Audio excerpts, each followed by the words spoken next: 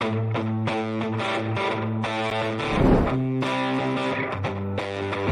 listening to the Cantina Cast, your home for thought-provoking Star Wars talk. Join Adler and Jonesy in breaking down the latest news, trailers, movies, and of course, your favorite characters from a galaxy far, far away.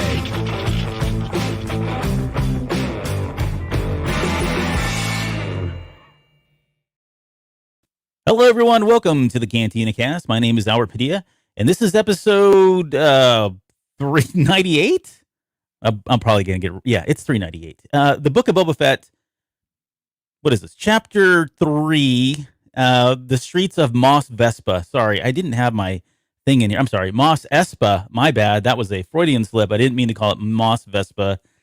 Internal joke there. I do apologize. We'll talk about that later. But thank you for joining us for this full chapter breakdown, where Jonesy and I are going to really get into an episode that I felt was probably okay. It wasn't as, for me personally, it didn't do as much for me as the last episode, but it wasn't really bad, and I really kind of enjoyed some parts of it, and we got to see some really cool familiar faces, both on-screen, off-screen kind of thing. So there's a lot to talk about, and speaking of a lot to talk about, the man with your hair looks exquisite tonight, by the way, if I could just say that. Oh, appreciate it. And he had these put your Bono glasses on real quick. Come on, put them on. He had them on. I came in. I was like, whoa, it's Bono. No, it's just Jonesy. Look at that. Huh? Yeah. All right. If you miss it, if you're listening to the podcast, how are you doing tonight? Doing all right, man. This was a crazy week. Not only for just like stuff going on with like work, but also comic book releases, Boba Fett. I mean, it was a huge thing. It was a huge week. Busy. So yeah. And lots of cool news this week. There is. Let's get into the news first, because we got quite a bit to talk about when we get to the main show. But we want to give a shout out to one of our personal friends at this point. He's been a fan of the show, a supporter of the show for a number of years. We've talked about him on the show. He's actually done. He was on From a Certain Point of View. That was a little series that we did earlier this year that we will do again. I promise. I just keep putting it on the back burner. But Utini Dante he's now a proud father of another baby girl. So it's such a cool name too. Yeah, Katie Ray. Which did he answer? I asked him if that was Ray, as in Ray Skywalker. Well, it's spelled differently. But it is, but that's probably to get around the wife, right? To make sure that there's probably some concessions going on there. That's all right though. Yeah. So you get your way, and you get the little wink and nod. It's all good. It's all good. Tit for tat. But congratulations to them. They just welcomed Katie Ray into this beautiful world. So super exciting. Yep. Congrats and welcome, Katie. Hopefully you'll listen to this podcast here in 20 years from now. Your dad can tell you about how horrible we are and how wrong we are about everything. Okay. Right. Kidding. Let's see what else we got. We got some news for around Claudia Gray and the Fallen Star. What's the news there, Jonesy? Yeah, super exciting.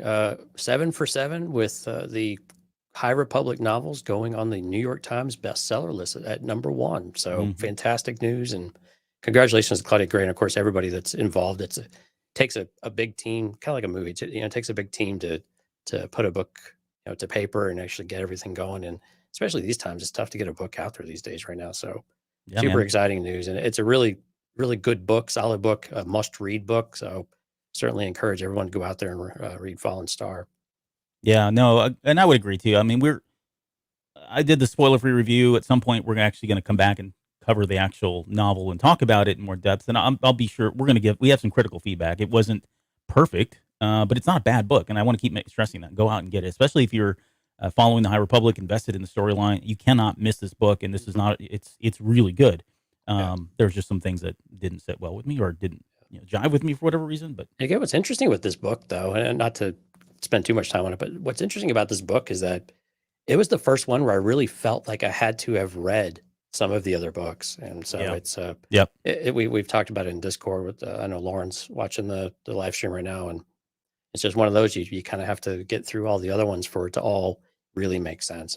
All the other ones have been a bit more standalone-ish.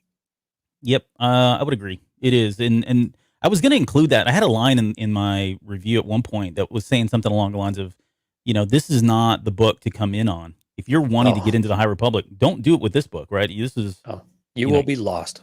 Exactly. You are buying this book because you've already read all the other ones, right? The assumption is you know what's going on.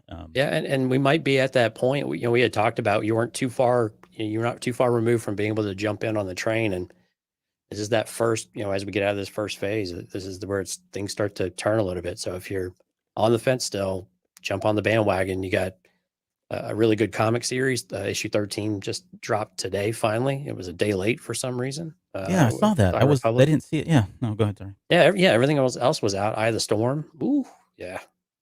You're gonna want to read Eye of the Storm, which is the Marquis Monroe comic, Charles Soule's writing. Yep. Crimson Rain. There's so many good ones. Yeah, there are some really good stuff out there now. Okay, so yeah, congratulations to everybody, Michael Siglain and the whole High Republic team for consecutive number ones, New York Times bestseller. Yeah, keep them coming. Yep, and the haters can go eat poop because that is eat dank. Eat dank? No, no. Poodoo. Well, okay. Yeah. Okay, you want to talk about this show? Good, Bad, and Ugly. Oh yeah, it's Good, Bad, and Ugly. Yeah, let's see that. What was the title? The Streets of Mos Vespa. Was that what I heard? Yeah, Streets of Mos Espa. I said Mos Vespa. There's a number. Was that accidental or was that intentional? No, it was intentional. Okay, I just want to make sure. No, it was there, and I'm not going to take credit for it. I mean, I saw a ton of people all claiming to have come up with that title first, and I'm not going to jump into that on that bandwagon. But I thought it was a clever name because that's kind of what I thought too. But yeah, the Streets of Mos Espa. Let's start with you. Let's start with the good. Again, for you're just joining us for the first time, we're going to go through the good, bad, and the ugly, things we like, things we didn't like, and things that were just plain out ugly before we get into the breakdown of the episode. So tell me what you had for good. I'm a bit of a smart aleck this week, so okay, that's fine. So the good, man, I love Black Krrsantan being back. We didn't really have to wait very long to get him, and I love that he just ripped him right out of the back to tank and just tossed him around like a rag doll. It kind of just showed you the strength of the Wookiee in general, and also one that's a big ass big badass like Krrsantan is. So that's kind of my number one, good for the week. Do you have a top good for the week? A top good, I would say for me, it was definitely the flashback sequence when he comes up on the village and after it's been burned. Yeah. Everything about that scene, and Robert Rodriguez was very like hot and cold on this one. Like there were moments, were like this scene in particular was amazing. Though everything about it, right? And there were a couple other ones that I thought were really, really well. The fighting scene was pretty okay. But then the other ones were not. But this one was exceptionally well for me. Everything from the way it was, the cinematography, the camera angles, the establishing shots, the way he was panning, the lighting, the music was awesome. Like I really like it made it even more emotional, right? It was a very, very heavy scene. And I didn't think it was going to take it that way, but I think it's because I was so vested in the storyline in that last episode and was so pumped up and hyped up that I wasn't necessarily expecting this to happen just yet. Right. And we'll get into that here a little bit later because I know there's been a lot of discussion, a lot of debate about whether or not this is the last of the Tusken Raiders. You know, where does Boba go from here? What does this all kind of mean? And we've got a couple different theories and things that are kind of floating in our head about that. But that scene in particular definitely stood out for me. It was very it was very seamless from last episode to bring into that with where they left off, him leaving the village as well. But of course, coming back with the more tragic events. And just to let everybody know, this is full of spoilers. No holds barred. So if you are still wanting to be spoiler free after a few days, you might want to tune in later once you've had a chance to watch it. Yeah, the show for you. Right. But yeah, I like that it was very much a continuation, and it was very consistent with what we had before too, with like all the things you said, the emotional gravitas of it, the lighting and the especially the fire burning, and how that was very contrast to the dancing we had last episode and to what we have now. So, very, very, very good scene. I really enjoyed that one as well.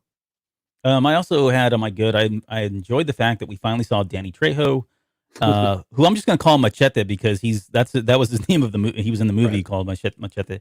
But I thought it would be fun to just call him that until he has an official canonized name. But it was good to see him. He is a staple of Robert Rodriguez films and TV series or TV episodes. That we've had to wait this long is a travesty. Exactly. Yeah. What took you that long?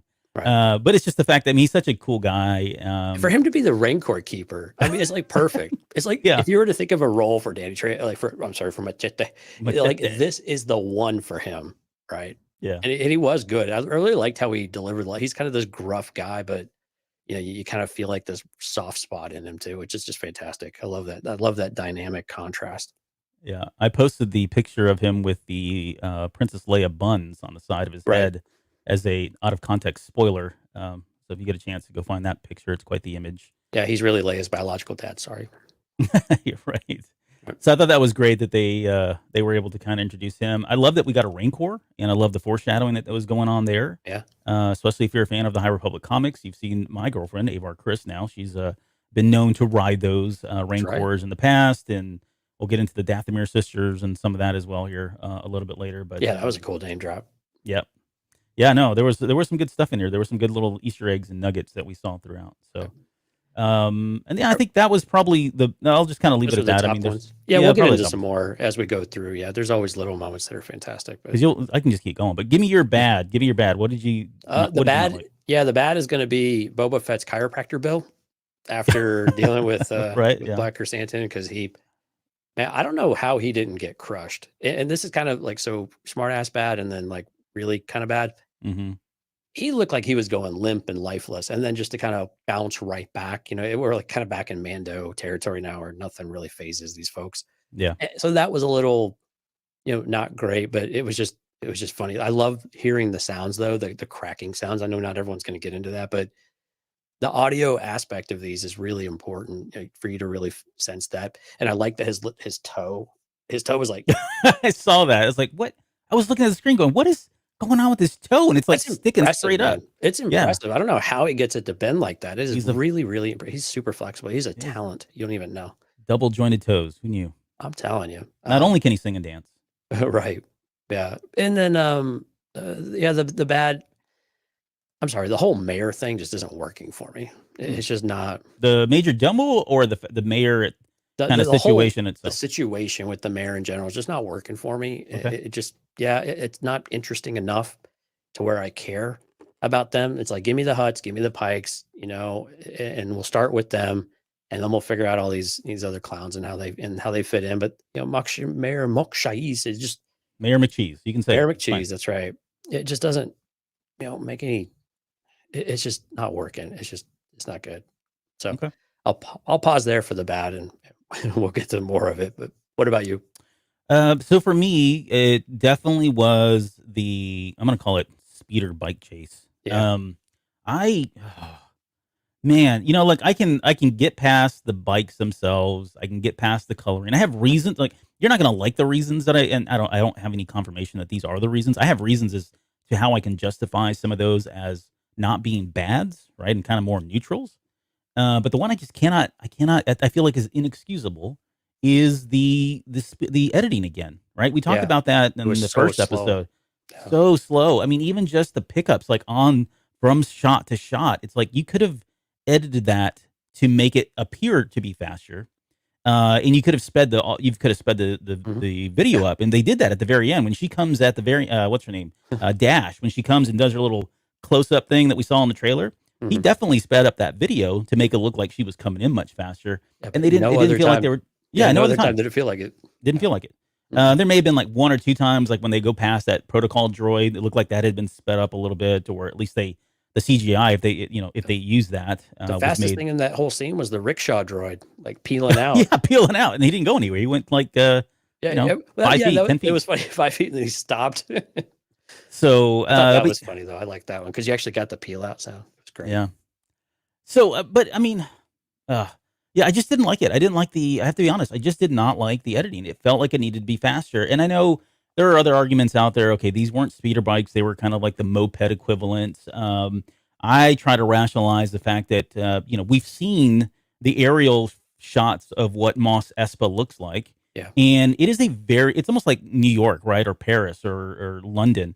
It's very dense with a lot of left, right turns, right? It's not like long stretches of road. And so if you think about it, I mean, could you really rev that thing up in the streets and go that fast? It feels like you are going to have to go a little bit slower and turn and all that. And we saw some of that in Rebels, right? When they were on some of these major dense kind of cities, And there was the speeder chases. It wasn't like there's one that comes to mind when they're in the city itself. It is a little bit slower. Of course, it's animated, so it's always a little snappier. And then later on in that episode, they get out to like the highway, and it's just they're ripping. I mean, they're going full speed on those speeder bikes, right? Right. So some of that could be the fact that there was just you don't really have the option to go, rev that thing up to whatever 100 miles an hour because it's not feasible. You're going to kill yourself, right? And do they really want to kill themselves? I don't think Major Dumbo doesn't want to do it. He's just trying to get away. Right. But at the same time, it has to be exciting to the viewer. I mean, Yes. the reality of television or of movies, right? It has to be interesting, it has to be engaging. And if you're going to have a scene go that long, you really need more of it, right? You have to overdo it at least a little bit. And Alex, yeah, that chase felt like Benny Hill. Nicely done. Yeah. But I mean, it's just falling short, and there's really no other way to put it. And again, this kind of goes back to some of the inconsistencies you were talking about earlier, which was one of my more serious uglies. But yeah. Yeah. Oh, and just to be clear again, I want to make sure the speed at which the chase was happening was slower than I wanted or expected. I think they could have compensated with that with just quicker, snappier edit, right? Yeah. That would go a long way to at least kind of build attention. But there were some shots that he was just holding on to. They were just lingering. They were much and longer. They were going so so slow as he was holding on those shots and lingering and just kind of brought everything down. So enough of that. Yeah. Okay. But that was probably my only real bad. Beyond that, I thought everything else was either just pretty okay or fun, great, and I enjoyed it. So yeah. All right. What about your ugly? Do you have an ugly? Yeah. So if Boba Fett's chiropractor bill was bad, the veterinarian and rabies bills are going to be even worse for Black Krrsantan biting everybody. Yeah. Yeah. Exactly. He was all about biting people in this episode. He really was, and it was kind of cool that he bit Boba's hand, but I don't really remember seeing any blood or anything from it. So again, you kind of get these things, but you don't have really any, you don't have any, fallout from it. There's no, it just doesn't feel like it's enough at risk. There's not enough at stake, and I think those are a bit disappointing in that regard. For as much as I like, Black Krrsantan being there, it was a little bit. Yeah. Anyway, I liked all the biting. It was good. But the other aspect of it, though, again, the ugly for me, it was a lot of the lack of just like hanging on to shots too long, the inconsistencies of just how the episode felt, where you could really do something so powerful with the Tuscans in this episode, when they were slaughtered, but then you struggle so much with these close-up shots of these kids, and they're somehow poor kids with their very expensive all matching bikes and modifications, which is always great. But yeah, that's the thing that it just takes you out of it, because then you're just like, wait, what? And it just throws you out of it. And I just don't like, I want to be immersed in it, and I don't want to feel like I'm being yanked out of it. There's sometimes where you can like, oh, okay, I'll forgive that. No big deal. Yeah. And I'm usually very easy to please. I may not be totally interested, but I'm pretty easy to please.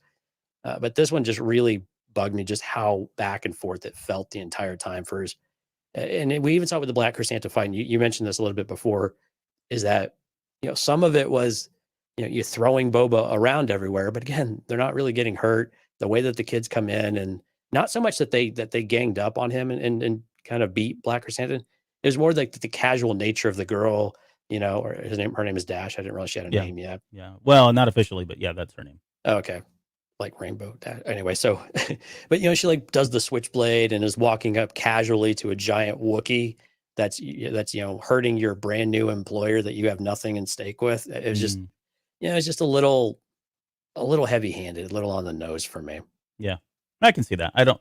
That's definitely fair criticism. There's a Facebook group that I follow, and in that group, they've been kind of talking about these episodes. And for the most part, I would say a lot of the people that are in that group are probably in their mid 30s to mid 40 range, right? So a lot of the Gen Xers, they grew up with Star Wars, the original trilogy. And they've been all kind of pretty consistent about, hey, I actually really like the Book of Boba Fett. It's a lot of fun to watch. I enjoy it. I'm not like pissed when I turn it off. I want to see the next episode. But at the same time, they have a lot of the same criticisms we have. But I think the one thing that I've seen that's very consistent is all of their kids love this show. Like they are like head over heels about everything, and they have no criticism about this. And we've talked about this to no end, right? About sometimes we've got to, as you get older, we just have to accept that the new Star Wars stories are really not made for us. I mean, great if we can connect to them and love them, perfect. But we have to remember how much we loved Star Wars as kids and how we were so not critical of Star Wars as kids. And going back, and you, Mike, and I were on a chat, and I'm getting off on a tangent, but it's relevant. You, Mike, and I were on a chat on Discord, and we were talking about if we really wanted to, like if we really wanted to be super objective and go in and criticize the original trilogy or the prequel trilogy, I could shred it to pieces with the inconsistencies, the hokiness, all of that stuff. But where's the fun in that, right? I mean, that's not what Star Wars is about, right? So, anyways, that's just to kind of bring it all back to that. I totally get what you're saying, and there's certainly things on there that feel more exposed than others, and we'll get to that here in a little bit too, because there was moments where I felt like Rodriguez was channeling Spy Kids. If you've ever seen that series, just the way some of the scenes were shot and all that. And that's not necessarily criticism, but those movies were extremely popular with kids. Right. But as an adult, you watch that and you're like, man, this is kind of hot garbage. I would never actively go out and try to, watch this movie because I love it. It's just never say I wasn't target audience. Never say anything bad about an Antonio Banderas movie. No, I know. There's probably people in here that can be mad that I just threw some shade on. Hey, one thing before I forget, because I'm terrible about forgetting. One thing that I really liked was Stephen Root in this episode, though. He was just, as soon as I saw him, I was like, holy moly, are you serious? I didn't realize he was in it. Was that the Milton that you're talking about? Yeah, Milton, yeah. Milton from Office Space. Right, yeah, so he was the one beseeching Lord Fett to intervene with these rascallions. Yeah, he was the watermonger. Like the watermonger, yeah. Mm-hmm. Your inventory is water? Sorry, tonight's episode is brought to you by Taco Bell. Taco Bell, the official Mexican food. We just got flagged. Did we? Okay, sorry about that. Okay, so I'll give you my bad really quick. The bad for me, the ugly. Yeah, no, the ugly was I could go on about the twins again, and that is a mole, man. I'm telling you, there was a closer shot now, and I just could not. I was like mesmerized. Were you like Austin Powers? Mole. Yeah, exactly. My eyes were glazed over. I couldn't stop staring at it. But apart from that, and apart from, we'll get to that. The male Hutt and what he does, it's kind of discussing a little bit later. But I would say, I guess for me, the other ugly was just seeing Boba in his underwear. Like, I don't know what that was like. I kept staring at it, and I was like, this doesn't feel right. It's kind of awkward. Should I be watching this? Right. Yeah. So he's got some pretty good underwear. Like, my crack would have been out by that point, but it stayed in there the entire time, even getting thrown around by Wolverine. They reminded me of the old Weapon X costume for Wolverine. Yeah, whenever he's in the exactly, yeah. He's got all the hoses, but he's got like a loincloth on or whatever it is. It's like this giant metal diaper of sorts. Yeah, right. Yeah, that's what it was—a metal diaper. So, well, what a comic book nerd you are. Yeah, it's becoming a problem. I'm not keeping up with the chat, and I do apologize. So I'll get caught up here. All right. Anything else that you want to consider or call out as being an ugly, or do you want to get into this? Although we're being called out for not having Danny Trejo in our good, but I'm pretty sure we gave Danny Trejo. I did. Who said that? Who said that? Yeah. No, I did. I did say he was in my good. I said it was good to finally see him, and what the hell took so long? Because it's Robert Rodriguez, and I said we're going to call him Machete. So everybody, that's his new name until proven otherwise. Okay, let's get into this. I'm going to share my screen because I did take 8 million screenshots, so that we can kind of follow along here if I can find it.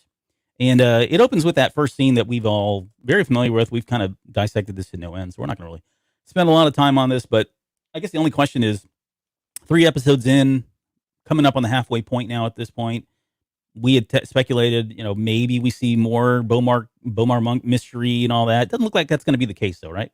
Right, just a cameo. Just a cameo, right? Nice little shout out there. And then we get into this, the next scene here was where 88 is kind of giving them that breakdown of, and this is, we were looking forward to this, right? Like, you and I had what we needed. Yeah. Yes. We needed to have some kind of understanding of the landscape and what that looked like after the power vacuum. I'm glad he said that too. Right? He acknowledges, or 88 mentions that there was a power vacuum when Jabba left. And it sounds like, if to summarize, I would say Bib kind of took over. He chose alliances to kind of keep things going, but was really never in charge of anything.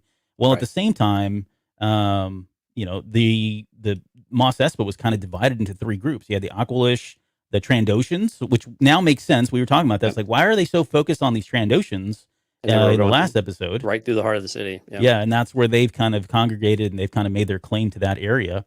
And then you had the Cladowians on the Starport upper level area. So they kind of have their own little districts, right? The workers district. Yeah. What did you think about that? What did you think about the way it was kind of all broken down? And it makes sense. It makes total sense to me because Bib Fortuna is weak, right? There was no way for him to maintain his power without conceding something, and so for him to divide up the city, was probably the best that he was able to do, and the only thing that really he probably could do in order to preserve any amount of power. And again, it was a title thing for him too, and that makes sense for the character. And so I think I liked that we got that aspect of it, and it makes total sense to me. And again, it's typical mafia mentality of everybody has their own little section of the world, right? And they all, you stay on your side, I stay on my side. We're all, everything's good, but just don't cross that line. And if you cross that line, then we're going to have some problems. So it made a lot of sense. Yeah. Hold up. So Ash said, don't forget about the people complaining that Drash had zippers on her outfit. Did you catch that? I guess I did not. Oh my goodness. I mean, give me a break. And the forget we're gonna give her crap too because she had like a belt chain, that type of thing. It's so ridiculous. And you know what? If you follow Star Wars based on the movies alone, I see where a lot of criticism comes from. Right? Even the bikes and the colors, which I'm going to tell you, I'm going to defend when we get to that part. I don't really care for it, but I'm going to defend it because we've seen all of this crap before. It's just you haven't seen it because all you've seen is the freaking movies, right? So, and now you know who I'm talking about, you out there listening. But the zipper gate, Luke Skywalker's the X-wing, the Brash pilot jumpsuits, the orange ones, they have zippers on them. Yep. And there's a scene where he's zipping it up. So shut up, they're out there. Okay. So getting back to. Oh, I'm so tired of all the complaining. Here we go. Here's where we get some more imagery. We're just going through the images here of where 88's kind of showing on the landscape and the map of who owns who. I love this. It was all very nice and neat. Gave me a very kind of high level overview, no pun intended, about how this was all kind of split up. And we also find that Bib was kind of paying Mayor McCheese as kind of like a tribute. And so this would explain why when the Major Domo came over, he was like, hey, where's my tribute? Because that's what he expected, right? He's been getting that from Bib Fortuna. And now suddenly Boba Fett, who's in charge, is not paying that. So, right. And we'll get to him in a little bit because there is I want to tie back. You want to do it now? No. We'll get to the huts. I want to talk more about all of that. Okay. We'll come back to there in a little bit then. Then we get the visit here by, his name is Lortha Peel, I think is what they announced him as. So, yep.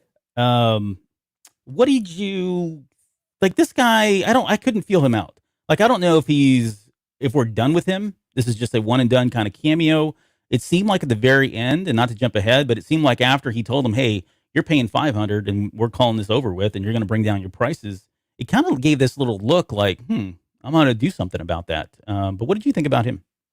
The character I liked. I mean, he's sleazy. He's clearly buttering them up in this really weird way. And but I don't think we're done with him at all. I think he's definitely out. He's got an angle. He wants to protect what's his. I don't think he has a whole lot of ambition, but I think now he's in a position where he's definitely ready to backstab someone. And I think the thing that we're starting to see though is that we're Boba. Well, a couple of things. One, Fennec has got to be getting tired of this. Right. Let me kill somebody. Well, exactly. Well, and she's like, does he have an appointment? And Boba just lets anyone walk in. You don't need an appointment. It's very casual. He can talk back to him. He's giving everybody so much leeway. And Fennec is just getting I don't know how she's not more done with it, given some of the reactions that she had, because she just sighs and rolls her eyes. Yeah. At least once or twice an episode whenever he pulls this kind of thing. And some of these folks, I mean, you kind of understand her perspective on it. He's still a crime lord. You still have to represent your strength and things like that if you're going to survive on this planet and then with these folks. It's just how it works. I'm not saying that's the right way to do it. But I understand her perspective on it too. What are you doing? You did all this to get here, and now you're just letting everybody basically trample all over you while you walk around the streets, talking to people. Yeah. Yeah. And It's like you're not getting anywhere. Mm-hmm. No, I don't disagree. I think she's fully within her right to kind of question a lot of that stuff, and because she knows what's been effective, right? And he's so naive, right? Later, there's a really good scene later on. Like, there's a very genuine scene later when they're sitting there at the dinner table, and he's like, "I got to do something," and like you can see it on his face. He has no idea what to do. He is clearly out of his league. Like he got in this position. It's like, okay, great. Now I need to figure this out, and he is trying to figure it out. But he's not. This is not what he's used to, and a part of me still questions whether or not this is what his end game is and what he plans to do with this all. We're going to get to that here in a little bit. I think we kind of touched on that as a theory or speculation in the last episode, and I think for this after this episode, I think it was kind of confirmed and hardened for me. So I do want to come back to that, but I don't. It does feel like he is trying to run a Fortune 500 company more than he is, a mafia type organization, and that doesn't. You can't just go ahead and you can't expect to change things so drastic like that, and everyone else just kind of conform right to that. It's kind of like the kid that inherits his parents' fortune. Mm-hmm. And they just expect everything. They don't know how to actually do any of it. They just sit back and expect everything to be catered to them. I mean, it's a trope. It's in TV and movies. I'm not saying this is reality by any stretch of the imagination, but it's that same type of idea. He just expected to plop himself in there, sit on his butt, collect tribute, and then complain about getting served too much food. I just don't. It doesn't. I'm with you. We need to see some sort of ambition. Like, what is it that he's actually wanting to do? And whenever later on he says he's bringing order to the streets, no, you're not. It's like, what are you really wanting to accomplish? And it's clear that they're just going to keep. This is going to get worse. And I think the Pike, what we're seeing with the Pikes is just the beginning. Do you remember in the first episode, we talked about that line where she said sometimes violence is better answer, whatever that line was. Yeah, ruling with fear. There we go. Yeah.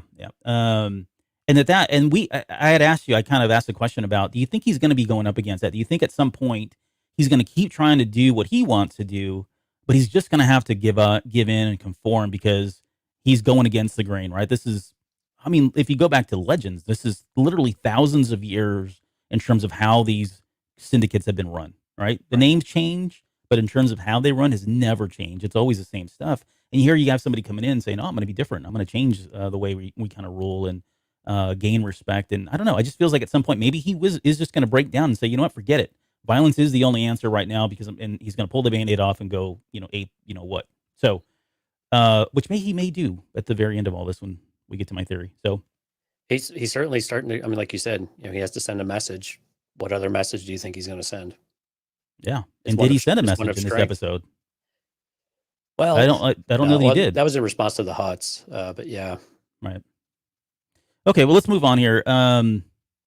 So, and we didn't really talk about it, but this guy's mad because these kids have come in. They're stealing his water.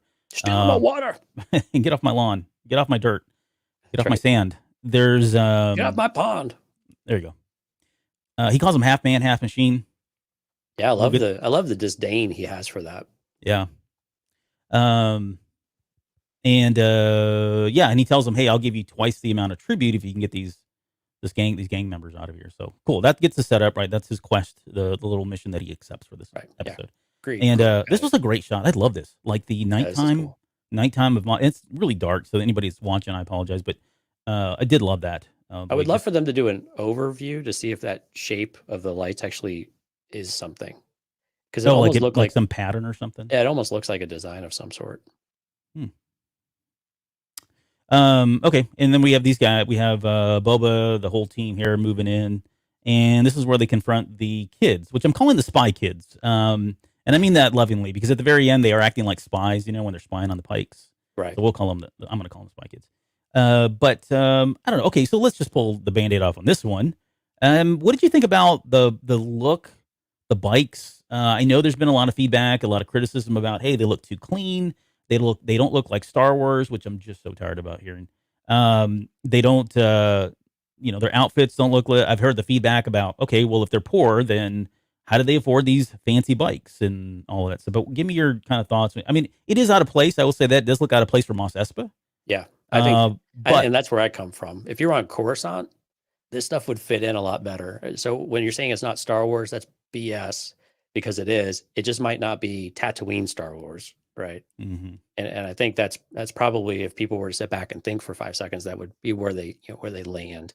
So they're very different. Again, very different for Mos Espa. And do they fit in? No, I mean and I think that's the point. They're their own thing. They're very, for lack of a better word, kind of steampunkish, if you will. That mentality of where outsiders and have no interest in being part of it. But just because and I think I had the original. I think I made a similar comment though, that they don't have money yet. They all have matching bikes that look like they're in really good shape and so on and so forth. But you put your money where you want to put your money at the same time, right? And Yes. and again, they're kids. They're later on, they're comparing whose bike is faster than the others. I mean, they're just doing stupid kid stuff at this point. But some of these are cool. Like, I mean, so this guy, he's got a really cool eyepiece or whatever, which I thought was pretty neat. And there's another one who has, well, there's another one with an eye, kind of like Cable. If you want to keep using comic references. Oh, there's more. We got more comic. I saw the show notes. We've got more comic references. So yeah, but I thought it was pretty cool. I didn't notice in the original trailer that she had a bionic arm, actually.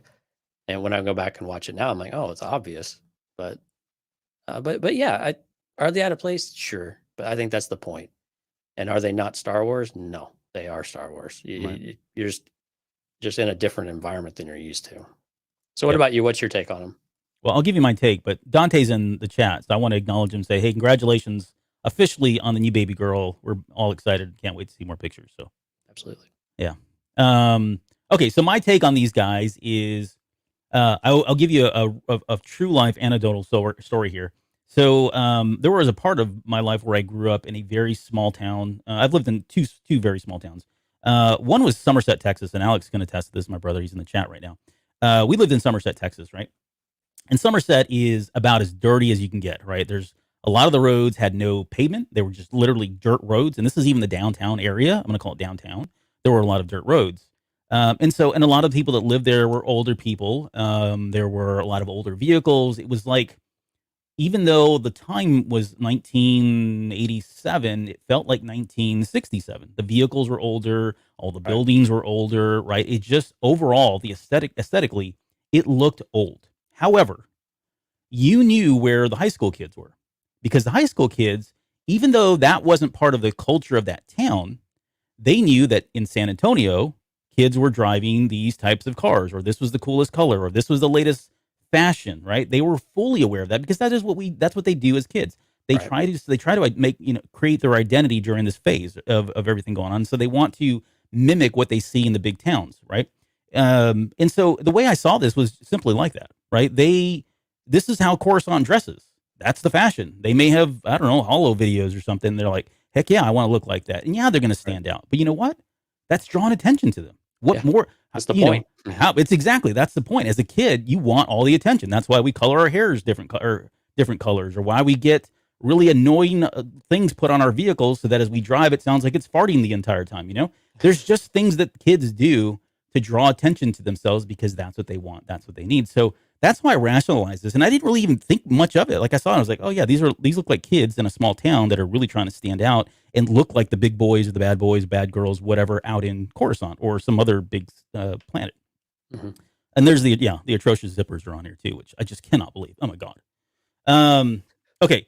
So that was kind of how I took that. As far as the vehicles go, and there was a thread on Reddit. So again, I'm not taking credit for this, but there was a thread on Reddit that was talking about a group called the Mod, which were in London at the time during the 60s. And they were a group of kids that were all kind of buying the same Vespas and driving around town. And they looked there were some images that they had, some color images of them on that thread, and they looked a lot like this. And I don't know if it's been confirmed yet, but it does look like this is where the influence came from, that Jon Favreau was pulling directly influence from the Mod, which was in London, and this biker gang that was on mopeds and Vespas. So they definitely have this kind of punk feel to them as well, like that you would have found in London back then. Yeah. So yeah, I didn't really have a problem with it. The speed, again, the editing, I think, is where it fell short for me. Yeah, exactly. The only other, I guess, the only fair level of criticism that I would have here is they did feel like they were just kind of jumping in and falling in line with Boba Fett when they really have no allegiance to him. Right. They were already. I love the fact that he was restraining himself. You could almost see him struggling to restrain himself as much as he was, because I mean, she was pretty kind of a snot-nosed kid when she was talking back to him, right? But she wasn't wrong either. No, and she said, "Go back to your palace." Yeah. They You're no different than everybody else that's come through here. Yeah. right, and they're blaming him for the situation that they're in, right? So I mean, they didn't really get into this, but I mean, we can pretty much. I think what they were trying to convey is like things are really rough in here. Water is scarce. People are, reverting to like violence and theft and all that just to get water. And she blames more than the crook over here that's charging so much more for the water. She blames the daimyo, right? Yeah. She blames Boba Fett. Like, this is your problem. This is your district. Yeah, exactly. These are the people that they pay you tribute. So you're cool with everything that goes on around here, and not enough work and all these things that go around. So yeah, I mean, first person you're going to blame is at the top, right? Yep. And there's no work to be found, even though in the work district. But and it shows you how out of touch Boba is with the boots on the ground, like what's actually going on. He walked into this situation, and again, he's out of his, like you were saying earlier, he's out of his element. He really does not know what is actually happening in the city. He really did just expect to sit back and let the riches flow in. And that seems so unlike Boba Fett. So I hope we get some clarity around what his actual intent was with all of this stuff. That there's got to be something else, right? I'm hoping there's something else that we get some idea with. Okay, I want to talk about Ferric and Dank Ferric, because I had thought Dank Ferric was I don't want to say it on the air because GD type. The GD, yeah, let's do that, right? Right. But he calls her he calls her a dank. Yeah. So the way I took that is, okay, that means SOB, right? You son of a dank is really what it is. Is that how you read it? No, I took it as like, she's a little dank, like you little dank, because she was little damn it. Well, no, SH. Oh, like gotcha. You think it's poop? Well, not that. For the second time on this show tonight, we have now talked about poop. This show is really starting to rock bottom out. But if you think about what he said, like he said, do you, if he's talking about you talk, if you're talking smack, right? That's how I read it in that sentence, though. But maybe Dank's got multiple meanings to it. Yeah, it's always possible. Multiple connotations. The way I heard it was, if somebody goes Dank Ferret, they say son of a, what. And then that last word is B-I-T-H. And so that's when he said he called her a little B-I-T-H. So a Dathomir witch with a capital B. How about that? See what I did there? Yeah, thank you. We've achieved we've unlocked a new achievement of how far we've gone down. You're welcome. But again, it was like to see if she can back up her, her talk. Anyway, I wish we had the actual quote up here. We could really break this down for another 45 minutes. We're not going to. All right, let's get the rest of these images here. So this is them going back and forth, and then we get old Milton here, Crazy Eyes Milton, coming out. He's not happy because, hey, this is not going the way he wanted, and it got worse for him. It was like, pray I don't alter the deal any further. It was almost like he was giving it back to this dude with what Vader did to him. So, or what he did to Lando, anyways. I like that he dogged Mos Eisley. You can go to Mos Eisley basically and work. Yeah, right. Like cheap shot at them. Like, go there. That's a crap place. Fennec had a nice little scoff. What do you think about the colors? We didn't really touch that, and I won't spend too much more time on that. But I think there's a outside of the, hey, they're kids. They're not gonna paint them silver or dirt gray, burnt orange, right? All these really earth tones that we see in Cantina or Tatooine. That is probably one reason, because they're teenagers and they want something flashy. But the other reason I thought too is when you start trying to do a speed chase in some place like this where the color is very uniform, you kind of need something to make it pop, right? You got to be able to follow. Now, was it going fast enough that they needed to do this? Probably not, but I get why they may have decided to go with the Power Ranger colors as opposed to just making them, more neutral or maybe they were Skittles and just chasing the rainbow. But, geez, maybe. Yeah, I didn't. I mean, the thing is, the color palette on Tatooine is so muted and so bland, right? You need something to, just something to kind of pop out and to give you something interesting to look at. And again, it just makes sense with the the way the kids are, that they would have something that stood out amongst everything else on the city, and that they're not dirty and dingy, and they take care of their stuff, even though they're street rats effectively. Yeah. And there he is. That's the look he kind of gives there at the very end. Milton. Yeah, I think what's his real name? Like, yeah, Lortha Peel. Lord's appeal. Lortha Peel.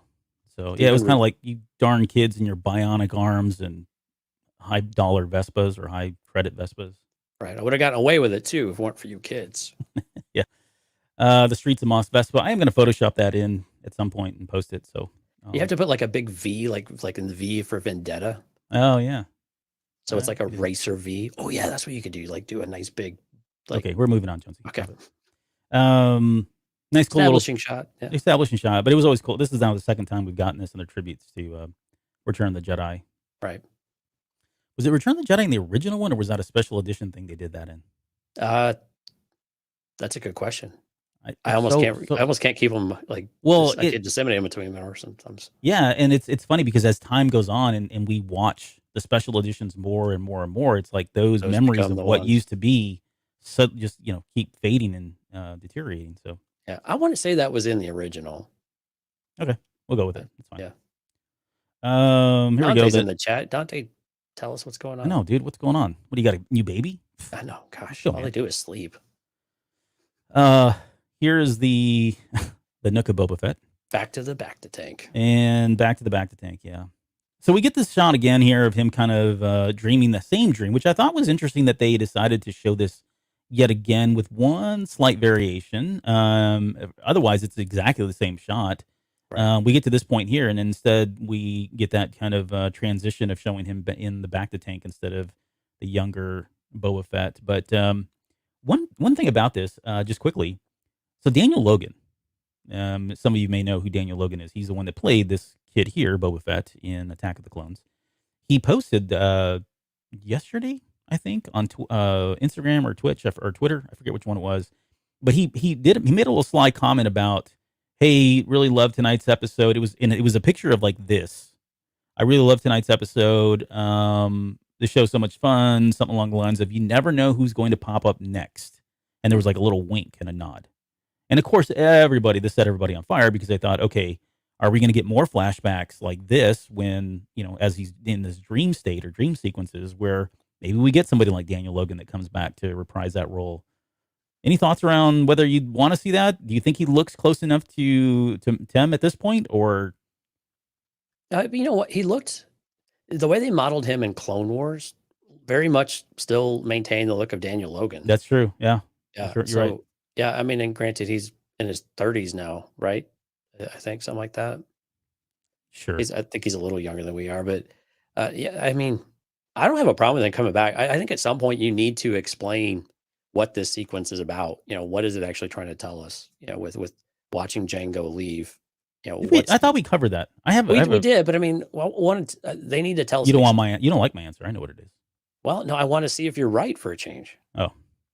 Yeah, I look forward to singing your praises about being right. I'm sorry. Let me rephrase. Well, thank you. I like the way you turn that frown upside down. That's right. I said that, and I don't know, maybe it was on the show or not, but the way I vision this is just, he's got this daddy left me and has always left me kind of trauma, right? I mean, dad was always out doing really shady things, and we talked about the legacy of his name and all that from the dream sequence and the symbolism of the tree and the family tree and all that, and kind of him breaking away, trying to be his own. And I think for me, this is what this really is just saying this poor kid was probably left too many times all on his own with no one to talk to you but creepy old Conway. Yeah.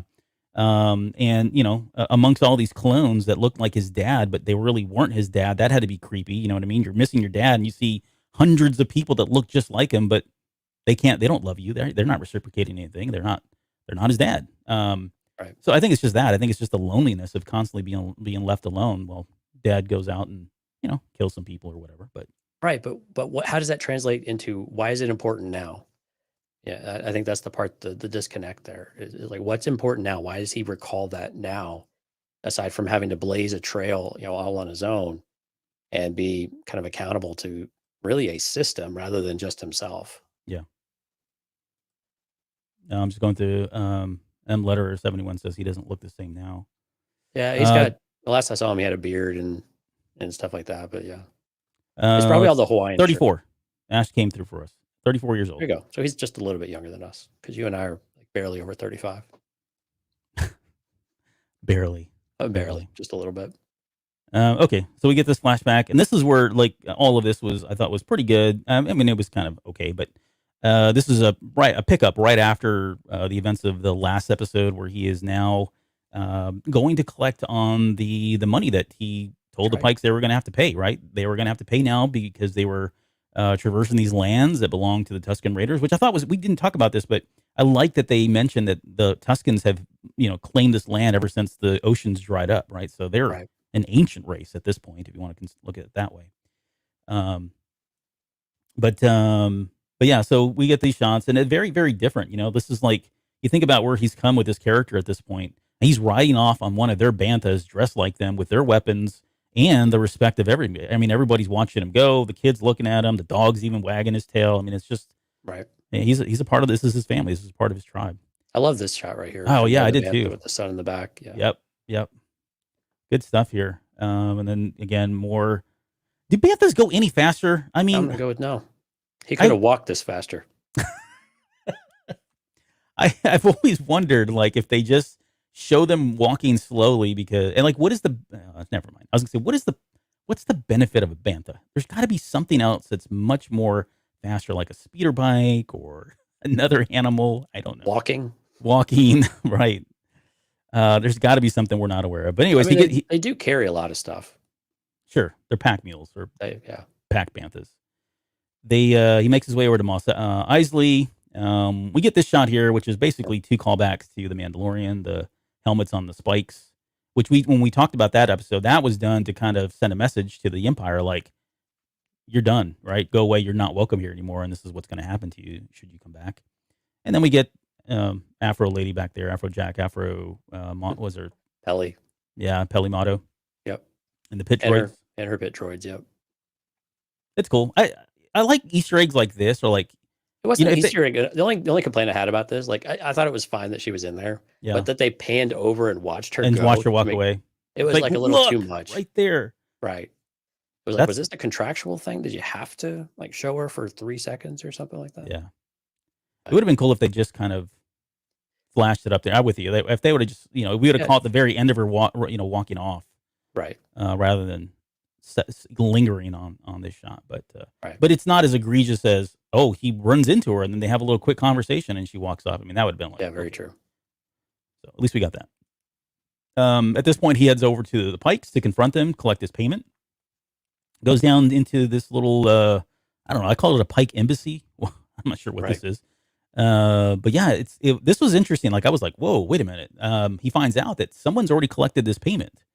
And the Pikes are kind of in a position where they're like, look, man, we'll deal with whoever, and we respect whoever, but sorry, the higher ups over on Obadiah tell me I can't pay twice. That's just not fair. So you're gonna have to figure that out. And it was cool because I thought Tamora Morrison did a really good job of kind of showing that he was just as much shock as him as he was. But I think the key takeaway for us was that we got the name of the Kintin Striders, which starts with a K, which was the letter we said was on written in Now Hutta.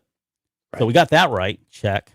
At least that it was a K. And the Kintin Striders, I didn't realize it until he said it, but that Kintin, we were talking about the logo. It looked like a Rancor I said it's a Rancor with a hammer. Remember that? I said, or whatever it was. Well, that's one of the little chess pieces from the Hollow Chess. It's what's the official name of that thing? It's not Dinjarin board. It's the Djarik. Djarik board. Yeah. There's one of those creatures that looks kind of like a really chubby Rancor with what I'm talking about? He's got that one mace or whatever it is. Right. That's the logo. That's the thing that we were looking at or trying to focus on. That looked like a Rancor, or I said a Rancor skeleton of some sort. So, whew, man, I'm glad we uncovered that one. Yeah, I was losing sleep. Okay. So where are we in this? What is with him with the glove and the swirling of the drink? He's a classy guy. He's like the Platter Peanuts guy. He's just, he's got a cane and a top hat. He's got his top hat behind him somewhere, I'm sure. Yeah. The bikes are a lot cleaner than I would have thought. Like when you watch Solo, they had like Yeah, that's a good point. Stuff dripping out. I mean, they always seem like, kind of a disgusting. Yeah, like a greasy looking, oozing stuff. Yeah, I know what you're talking maybe about. maybe that's just what happened when you're in Kessel and you're the dregs of the galaxy, I guess. Well, think about like real world. If you ever go to like here in Texas, you go to like one of these oil towns. You look at people and they're like, I mean, they've been coming off a shift. They're covered. They're filthy. Yeah. So maybe that's part of it. And these guys are just kind of sitting high and mighty, running things, but they're not out in the, they're out mining things or exposed to any of that stuff. Right. Risk Bay list. They look like walking cockroaches. Do they? I love our list. Oh yeah, I do. I think they do. He's a bougie. Oh, he's bougie. Bougie. I didn't know what that term was until. Leave it to Twanda classes join up. Yeah. Okay, and at this point, this scene here, this is where I was talking about. Like, all of this is just really good stuff. Yeah, Boba's got to go take care of the Kintan Strider problem. Yep. There's a sorry. Josh says plenty of time on Tatooine to polish your bike twice a day. Yeah, that's why they're so clean. What else are you going to do there?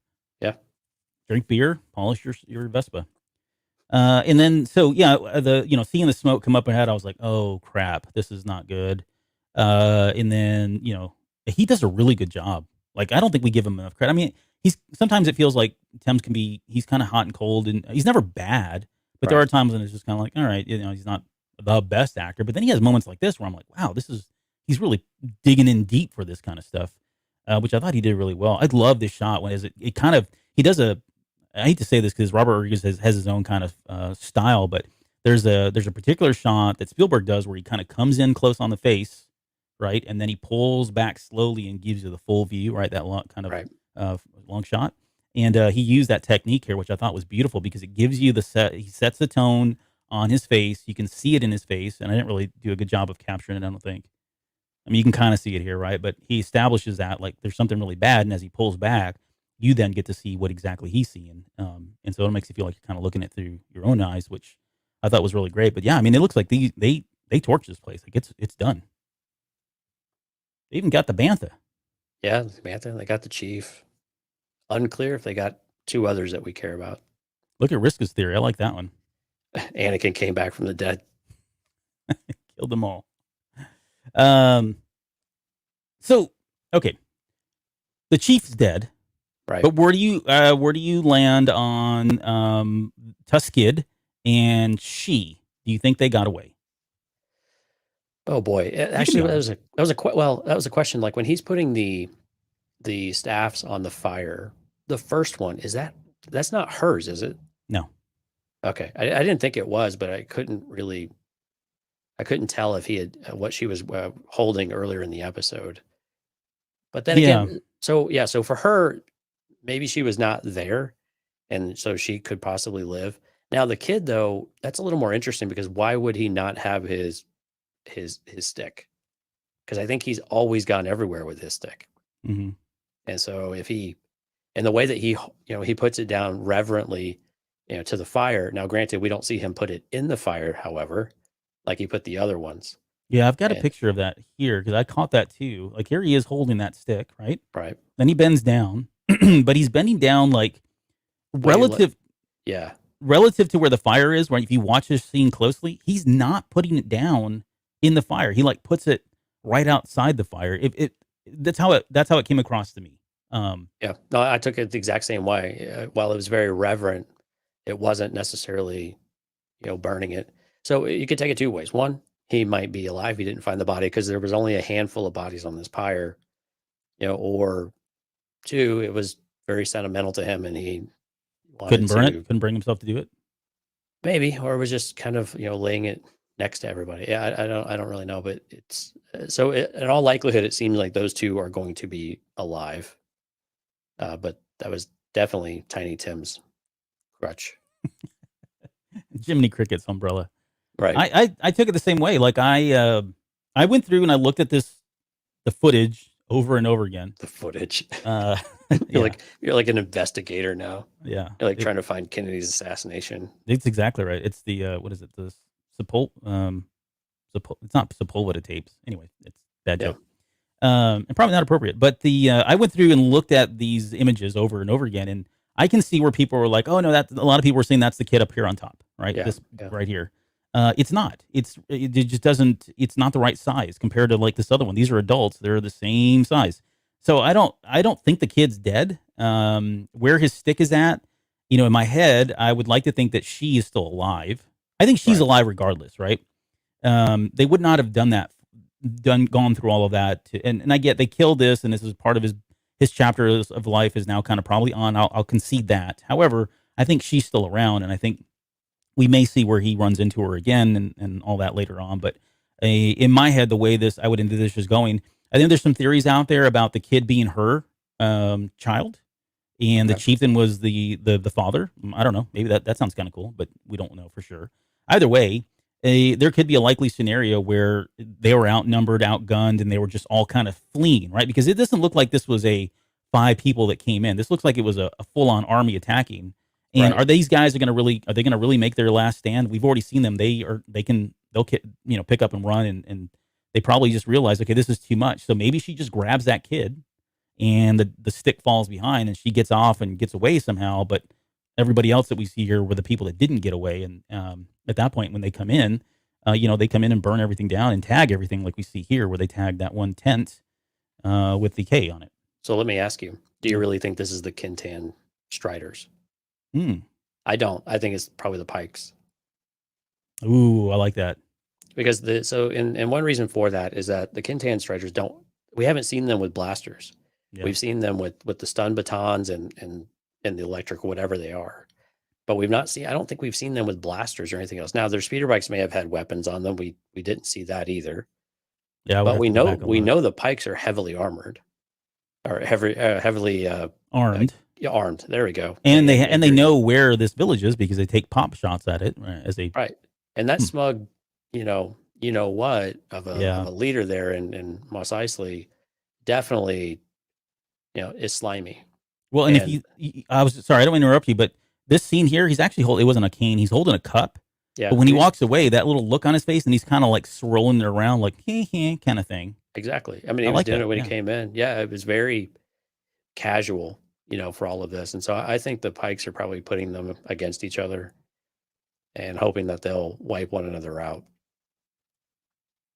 No, with you. I like that theory. It makes it much more complex and much more shady. And it parallels the current, right? So in the current situation we've got where they're trying to, create infighting. The best way to take care of your enemies is to turn them against each other, and you just sit back. Yeah, and that's what the Hutts have always done, right? They've usually instigated a lot of stuff and then backed off and let everybody fight it, and they kind of collect up on the rest of it. Yeah, they don't necessarily have to get their hands dirty all the time. They always have somebody else around there. So there's definitely some parallel stuff going on here. Yep, and letter 71 said Pikes all the way. That's what will drive Boba for vengeance in the current state. And that's so going back to what I said earlier when we first started the show was kind of talking about a theory. By the way, like this scene here where they're just kind of holding on to Tamara Morrison's expression and the emotion. Good. This is the lighting and everything else. It was perfect. Fantastic. It was awesome. But this for me was like, okay, this was a clear signal. Again, headcanon, headspace, whatever. It was a clear signal for me that the question of what does Boba want? Why would he suddenly go from a bounty hunter to he's a changed man? But he, of all things, right? He doesn't choose to go live a noble life, right? He didn't choose to go just hang out with the Sand People for the next, for however long and kind of hang up the helmet, if you will. No, he goes out and he's going out for vengeance. Like this is revenge now. And if he knows that it was in more than just the Kintans, or if it was the Pikes or Crimson Dawn, which we'll talk about here in a little bit, right? If he knows there's a larger organization out there that's behind all of this, right? Pulling the strings, responsible for this, It's almost like we talk, and going back to the comic book references, we call this the Punisher scene, right? Right. He comes back, his family's been killed. It's like some big crime organization, and in the Punisher, yeah, he kind of does it on his own, right? But if you're Boba Fett, you've got a bantha, you've got a gaffy stick, and a rifle. You're not going to be able to go up against, this big crime organization that's responsible for all of this, and you're going to need your armor back, right? You're going to need a ship. You're going to need some kind of an army of some sort.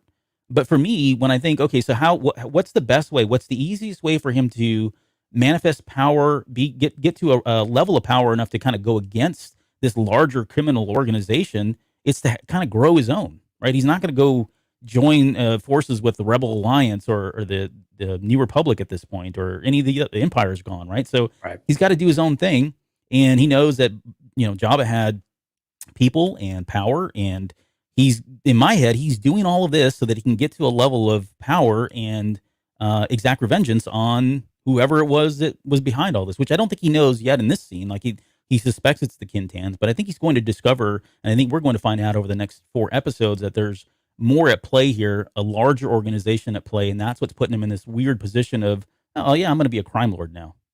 And I don't know that his whole heart is really in staying as a crime lord. I think this is just a means to an end to get revenge for what they did to his family and this new life that he had just started here. Yeah, but so the hole I see in that is that he's not doing anything. He's not organizing anything. So if he's really out trying to learn, who did something, or build an army, or some sort of coalition in order to go back and do this, we don't see him doing any of it. We only see him reacting to smaller situations and really kind of a lack of direction. And I'll be honest, if it turns out to be something like that, then we've been pretty lazy so far, like with the storytelling, right? It's just to an extent it does. And Fennec is so confused maybe, but I think it's just I don't know, there's something disconnected with all of this. And if it happens to be that way, and I have a feeling you're probably not wrong on a lot of that, but it just feels like there would be such a disconnect with what we've seen so far, because he really hasn't seemed interested at all in actually doing anything except sit on the throne and collect. He's not out there exploring or getting more information or anything like that. And maybe he's got everything he needs and he's accruing wealth and things like that, perhaps. But Boba's not one to just sit on his laurels and do nothing. And I mean, and Ash is saying he's slowly building up his army. No, he doesn't have any allies. He's not made a single ally except these kids. And that's the thing so far, is that he's just not. I don't see him actively doing anything, and unless I'm missing an ally. We don't know if the Tuscans are around, and those were kind of already there anyway. Aside from Fennec. Yeah. The only thing, I think that's a valid point. I think maybe the only thing that would kind of help reinforce my theory is over the course of the next 4 episodes, if we get more flashbacks and somewhere in there, it's more complicated than that, right? He's just got, when we finally catch up with him in present day, he's done his duty to help Mando out, right? And now it's him and Fennec, and maybe it really is just that's the starting point, and it wasn't as easy as, okay, let me go, because he's got power, like he took it over, but like maybe that's the problem. He's struggling with it. I don't know. Like this is what I had in my head. Oh, I'll just go and walk in and take over this, but it's way more complicated than that, and so it's going to take some time to kind of build that up. But that could still be an end goal. But I get what you're saying. I just don't know that we have enough yet to kind of talk about what exactly is that he learned, which is going to get into this again. I'm going to get on another. Well, not now. We'll come back to it later. But with the whole inconsistencies with him in the back of the tank, not in the back of the tank, and being weak and being strong and all that, I think that's going to play out as well here in the flashbacks coming up, because that just, especially in this episode, it stands out even more now. And I just really think there's going to be a backstory there that we just don't have yet. There's probably substance there that we're not aware of. Yeah, I just, everything we've seen so far seems like a response to the power vacuum and to the supplanting of it, and now a response to the Pikes showing up with an army or starting to build an army. Everything else is by accident. He hasn't actually been doing anything. So sitting on the throne is already drawing out the hutts. The Pikes are showing up. I don't think it was drawing out the Hutts. He didn't know the Hutts had a claim as part of it. So I don't know that any of this is intentional. And I think that's the issue I have. If it is intentional, we're given zero indication that this is all, according to design. And Boba does not, and I think we've talked about this. Boba doesn't seem to have a plan at all. No, I think that's fair. I don't think he does. Right. I think he said, I'll take over and I'll just figure it out as I go along. And right. And that's why I don't know that he has an end goal. I don't know.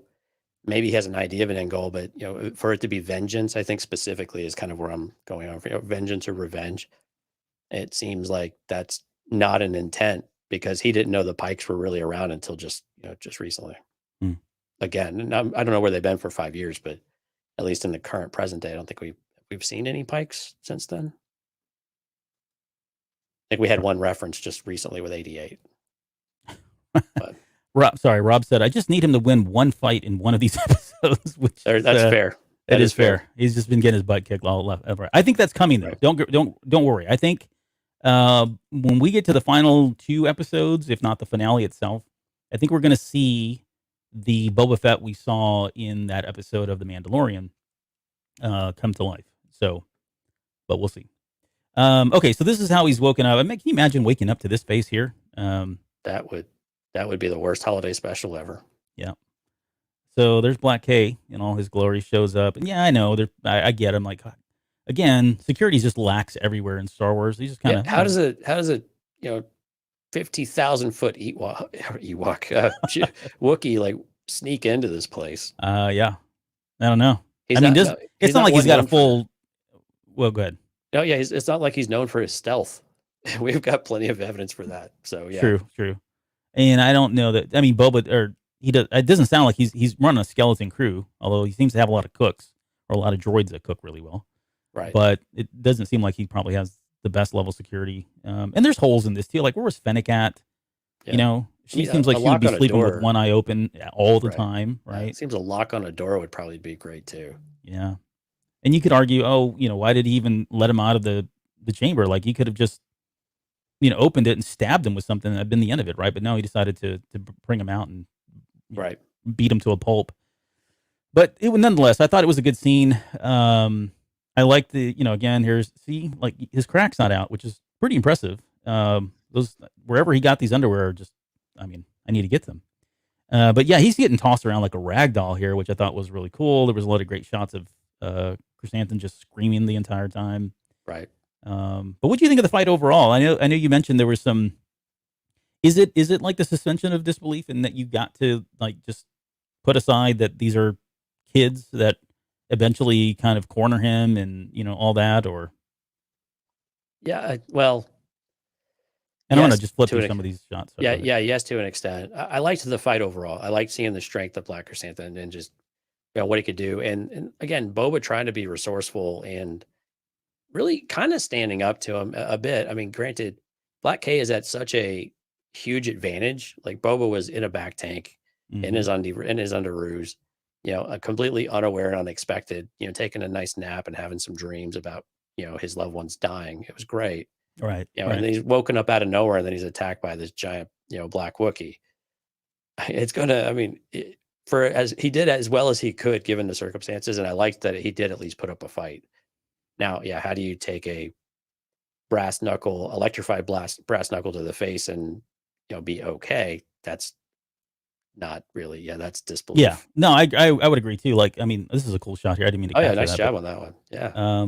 But yeah, he gets the crap beat out of him, and when it's all said and done, he comes out at the very end. And I've got a picture of. He comes out in his robe like he just came out of the spa over at Woodstone Spa, and walks out like no big deal. Yeah. But you would think this hit right here alone would have put some kind of a scar on his face. I know, right? He was just in there for a soak in his steam and came out, and man, the gentleman's soak was all he needed to be recovered.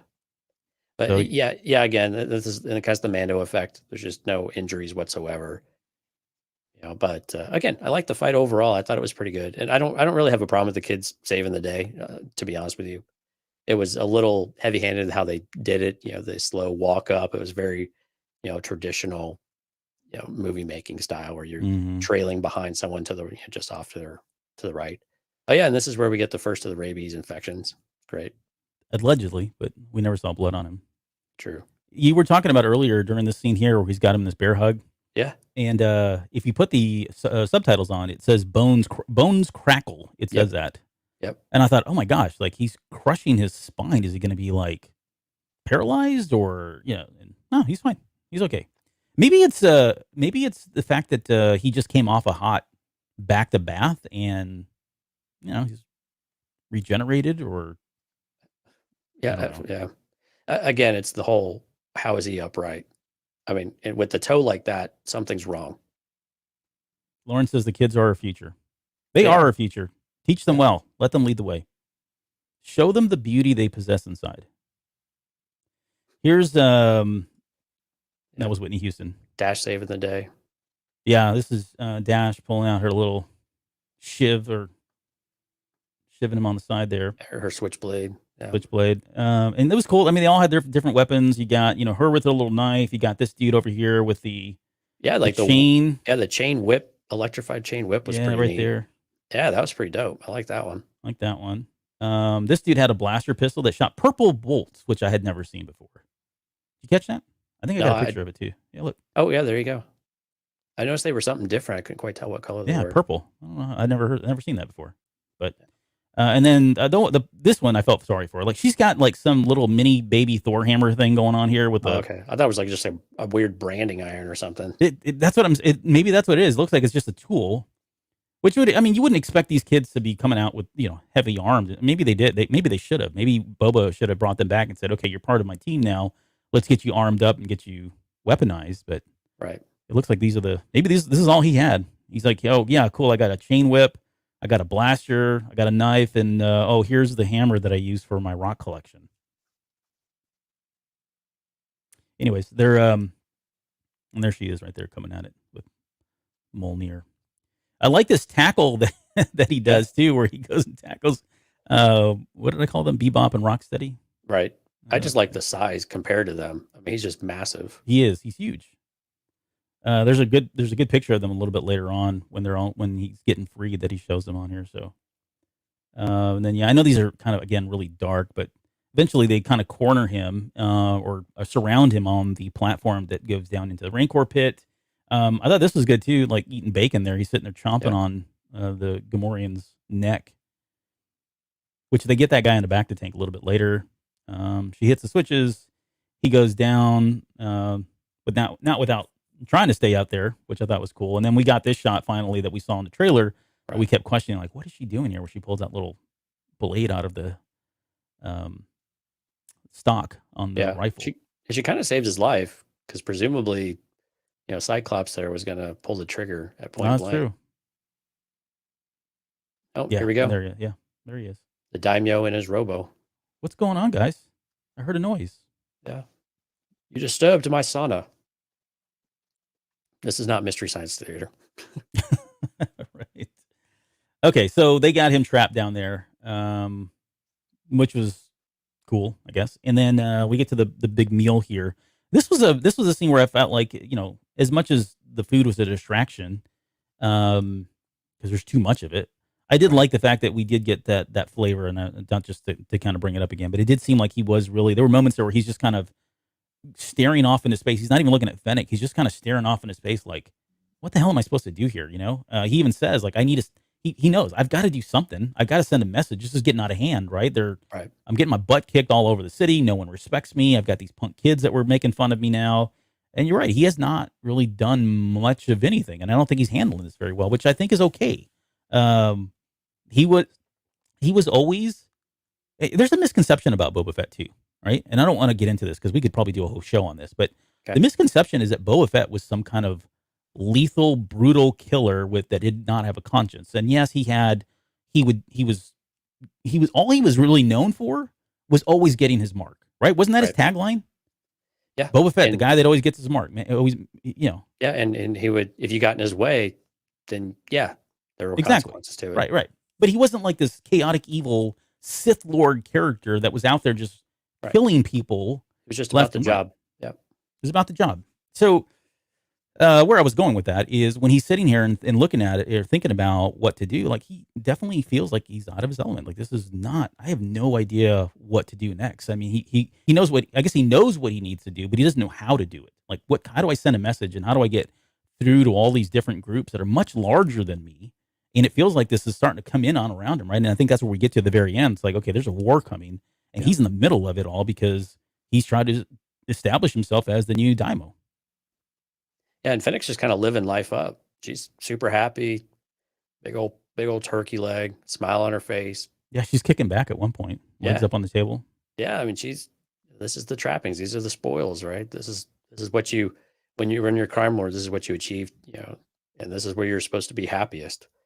And again, I think that lends credibility to the, what's Boba's true. It's not the wealth and some of this stuff, but what truly is it aside from feeling backed into a corner? What does get him motivated and excited? And some of it's the thrill of the chase and the thrill of the hunt. And maybe we're finally going to see that part of Boba Fett come back. This is the moment too where Fennec was like, "Hey, you need to just wait. Like you wait it out. Wait for the Hutts to kind of make the next move." Yeah. And he's like, "No, I can't wait. The Hutts are they'll do something else by the time I get around to all that." And then it's kind of right on cue. They just suddenly happen to show up at the door. Yeah, exactly. I mean, he doesn't have to do anything because they kind of did it for him. And that's the thing. Like, he's not really doing anything except trying to make an appointment with the mayor. I mean, that's about the only action they've taken most of the time is trying to go meet the mayor, which has not gone well. Yeah, stop trying to meet that guy. Stop trying to meet with the mayor. And why do you ring the doorbell and ask for an appointment and then not just walk in? Anyway. Yeah, and so again, a lot of that though, and I get what you're saying. It doesn't seem right. Like it's just him deciding I don't want to conform to the way things are supposed to be done. I'm going to try to assert myself as this is how things are going to be different, and bring it back to the real world. Despite the multiple attempts on his life. Oh yeah, but we can put that aside. That he's lived a whole life like that, right? Right. But you think about like real world times, and somebody just said it right now in the chat. He said he's the bad manager we've all had that got hired, and they don't have no idea how to do their job. And to some extent, that's kind of true. Like he's sitting here trying to establish himself and tell these folks that, hey, you need to get behind me and support me because we're the new people in charge. But at the same time, they've got to be looking at him going like, but why? All I see you doing is getting tossed around. No one respects you. You're not doing anything the way you're supposed to do. And I think at the center of all of that is Fennec. Like she seems like she is getting, I don't think she's going to break away or anything like that, but she does seem like she's visibly, frustrated with he's not doing the things that he should be doing. And I know we're rehashing stuff because I know you brought this up a little bit earlier as well, but all right. What did you think of the CGI? So the twins show up. Any better for you this time? No, same crap. Okay. Yeah. That's fine. Yeah. I mean, okay-ish. It was okay. Not bad, but okay. So they do show up. That's the mole. Yeah. And he says, we have come to apologize. Like, I didn't buy anything these guys are saying. Right. At 5 minutes after we've sent an assassin, hey, we want to come by and say, hey. Let's say sorry. No hard feelings. No hard feelings, yep. Our bad. And the way they explain that is, look, we were duped. Like, we were told, or what was he say? He said that I have the line in here somewhere. Yeah, the land was already promised to another syndicate. Since when did the Hutts care? I mean, they didn't care that they had a problem with Boba Fett coming and sitting his butt on the throne. But why would they, I'm with you. There's something that does not work here. And why would they call him the spineless Muckshais and Mayor McCheese? Mm-hmm. Why would they say he's spineless, but he promised it to someone else and that overrides your contract that you were, flaunting in the middle of the square in front of everybody to make a point threatening Boba Fett? So yeah, there's something that just does not add up. And they're both giving him advice all of a sudden to just drop it. You're chasing something you don't want any part of this. Yeah, they tell him that he needs to leave Tatooine. That it's a worthless rock. It's a worthless rock. Yeah, and hard to argue that point. We've said it I don't know how many times. Like, why do we keep coming back to Tatooine? Like, who wants to live here? Right? Who wants to rule it? Did they canonize some Force thing with Tatooine not that long ago, around the Force Awakens or Rise of Skywalker? Do you remember that? I don't know. That's still 20 years away. No.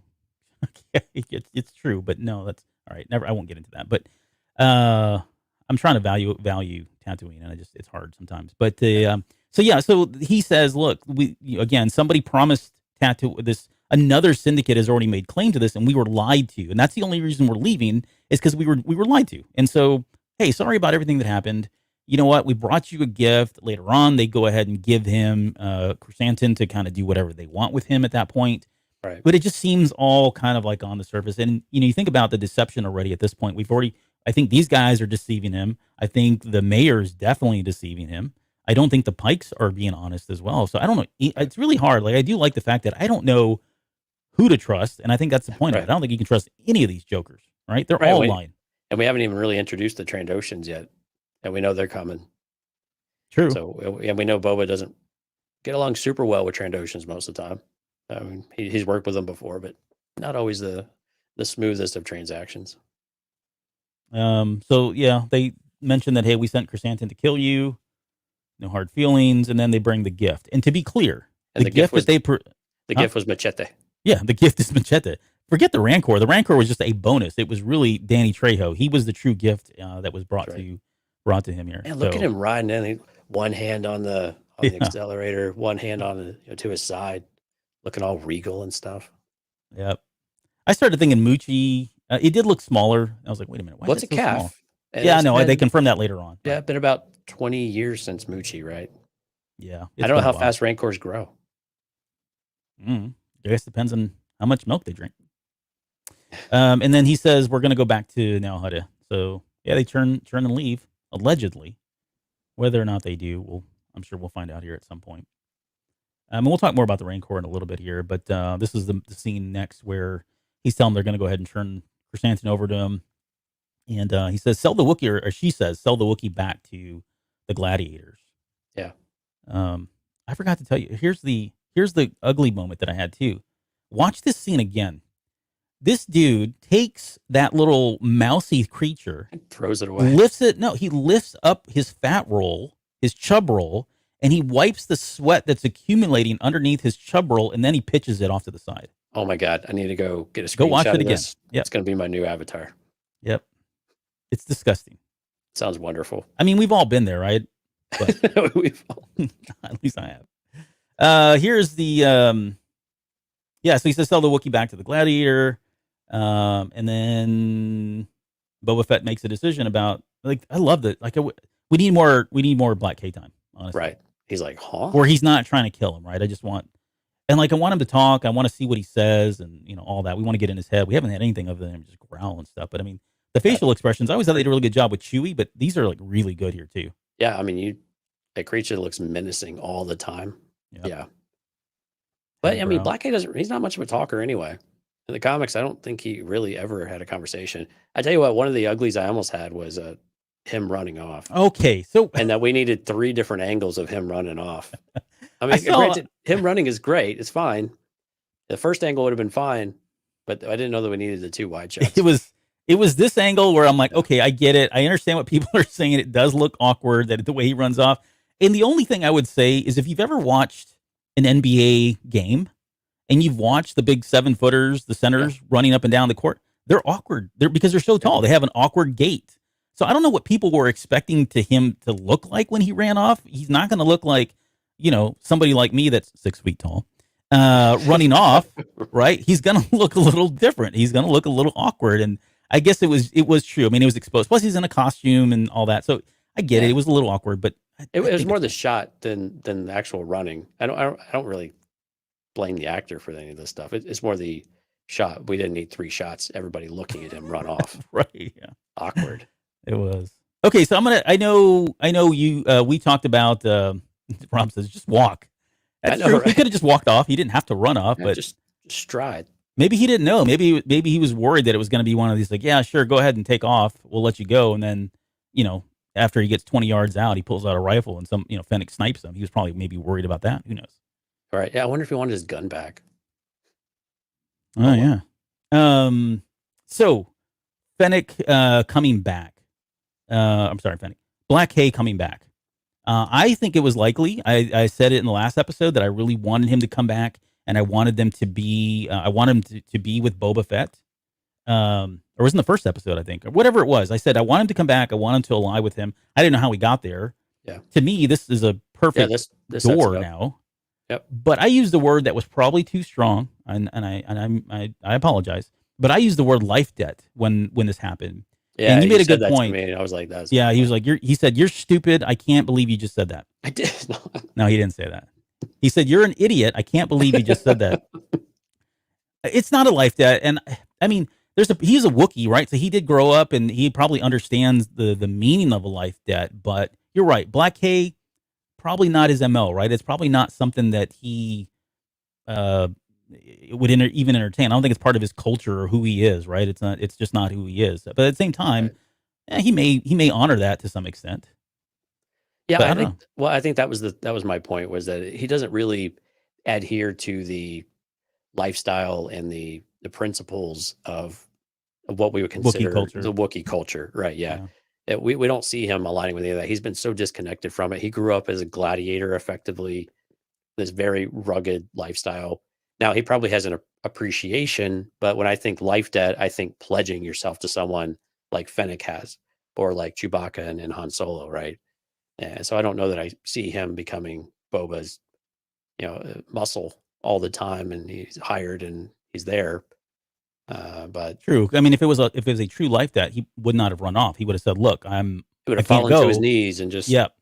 But again, that's not true of the character either, though. I mean, that's not who Black Krrsantan is. This Wookiee, at the end of the day, has wanted things like freedom and to stop feeling and stop being so oppressed and repressed over, just because he's a giant, super gorilla Wookiee with an awkward gait. With an awkward gait, yeah. But so I just don't see him wanting to pledge himself to anyone while he might, help someone. I mean, we've seen him work with others. I mean, he worked with Afra, for a bit too. So. Yeah. Well, and that's true. We haven't really seen, well, we talked about just now, we haven't really seen him interact outside of just trying to kill people and look menacing. He hasn't really done much, so we don't have we don't get that sense. But I think this was enough at least to open the door of, okay, we know at the very end he's trying to put together a team, right? And putting together a team and for a war, or he's putting together an army, really, at this point, if we think about it that way. So he's going to need everybody he can get. And this seems like a pretty easy opportunity to go and say, look, I spared your life. I could have killed you. We've done some jobs together. We've worked together. I could use you on my side. I mean, he's on Tatooine. I don't know, maybe he says, okay, yeah, sure, I'll do it if you pay me enough. But I'm on Tatooine. You're on Tatooine. We can't get off this planet. I got a Rancor now. Things are looking up. Things are looking good. Come on over.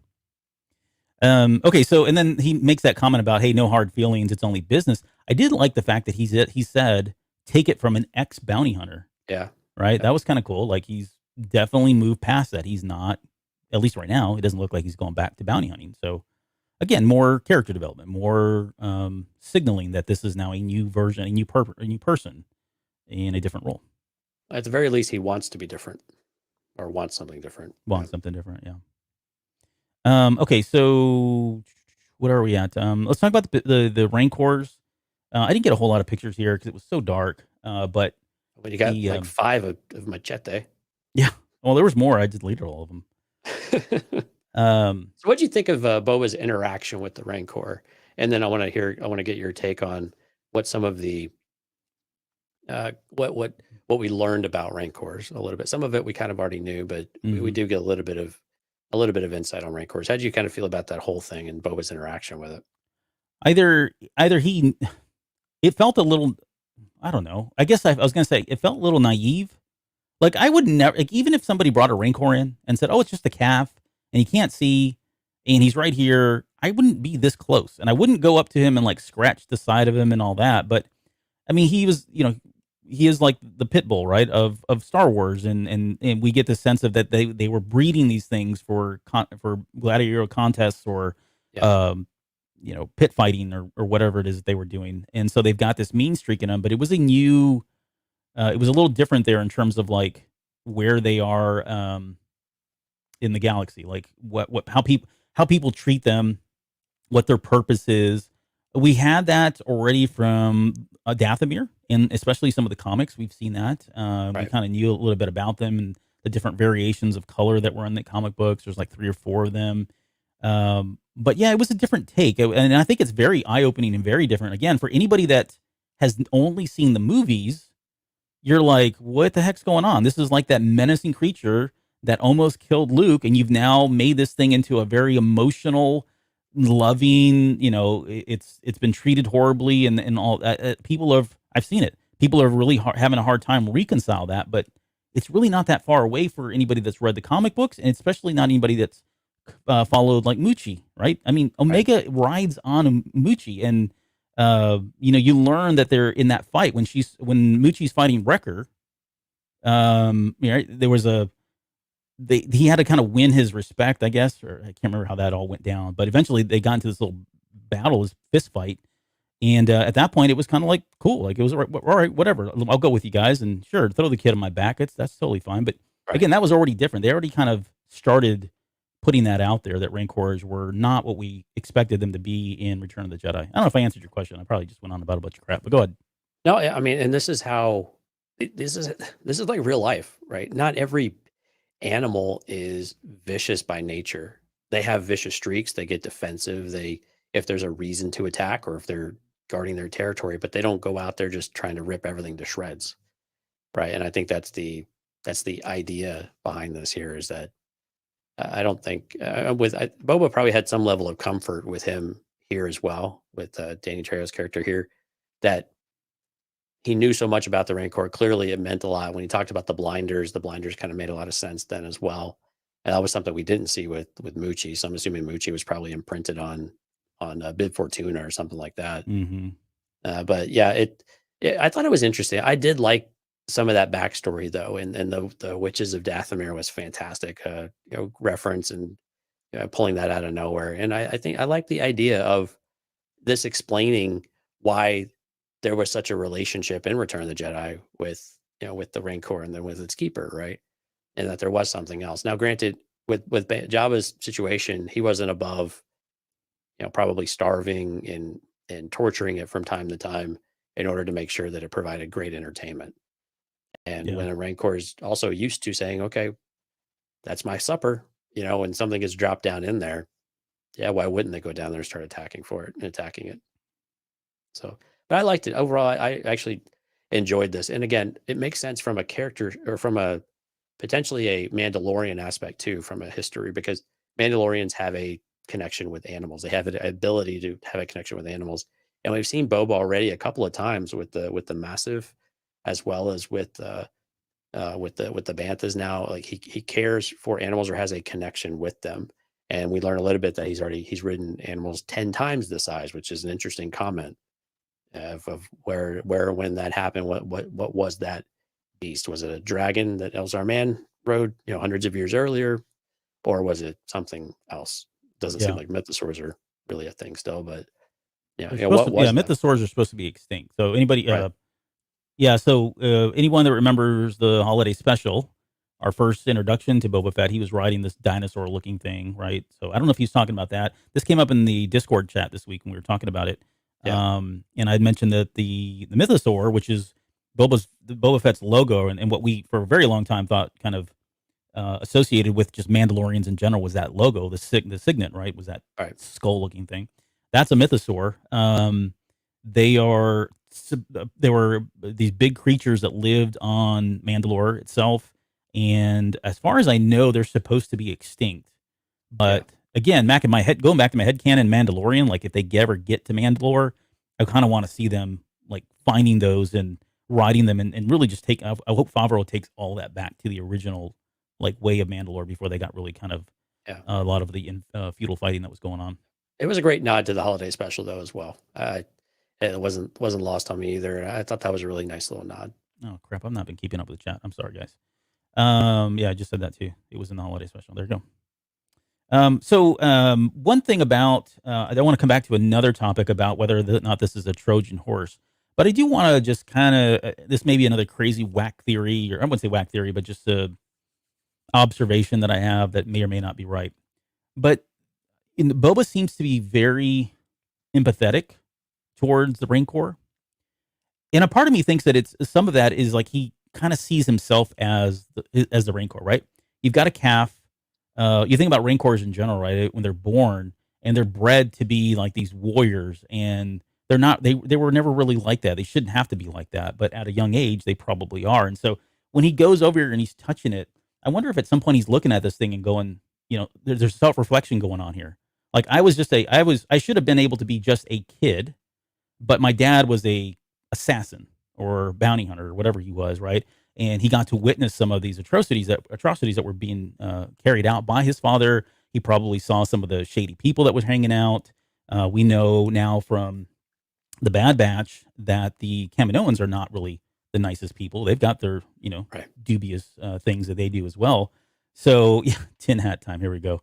So when he's looking at this, I'm wondering if he's thinking, okay, here's something that I don't want this thing to become like me. And I'm not saying he's like a rancor, not literally, but somebody that was born and kind of lived in the shadow of his father and born and bred and had all that angst that we talked about that we saw in the Clone Wars and some of the problems that he had a little bit later that kind of led up to who he was in Return of the Jedi. So it's almost like a way for him to kind of make sure that this young boy, because it is a male, I think they confirmed that in this episode, but this young boy doesn't turn into like what he became, which was this, horrible person.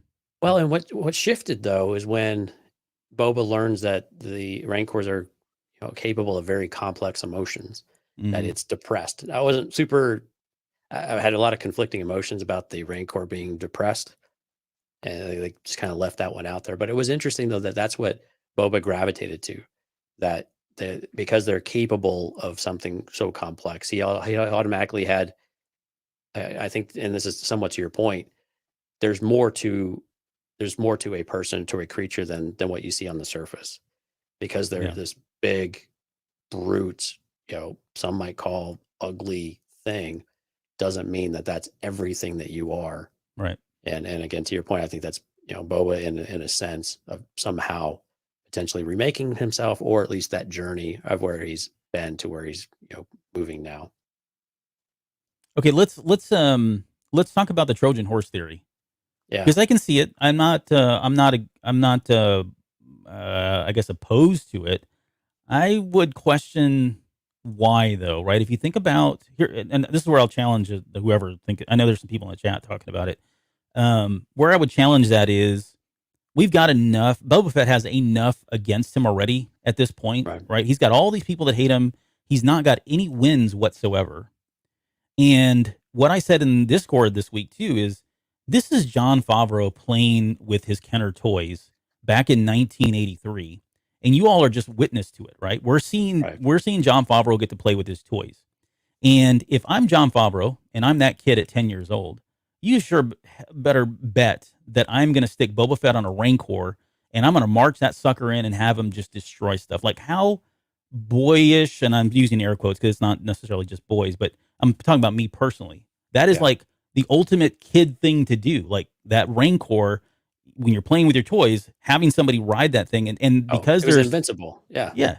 And they're signaling it, right? I mean, he even says, you can ride it. Why would they go through the trouble of explaining all that and showing the connection just to yank that away from you? And based on what I've seen with Favreau and some of the other, I'm going to call it Kenner toy things that he's done in the other shows, and Mandalorian especially, I can't see. This is like a perfect opportunity for him for us to visually see this on screen, and we've already got a precedent set when Avar Kriss is riding him, and we talked about the Dathomir witches, and so to that end, I don't know that it's a Trojan horse, but I definitely see where you've just gotten a gift from the Hutts, which we just said you don't trust.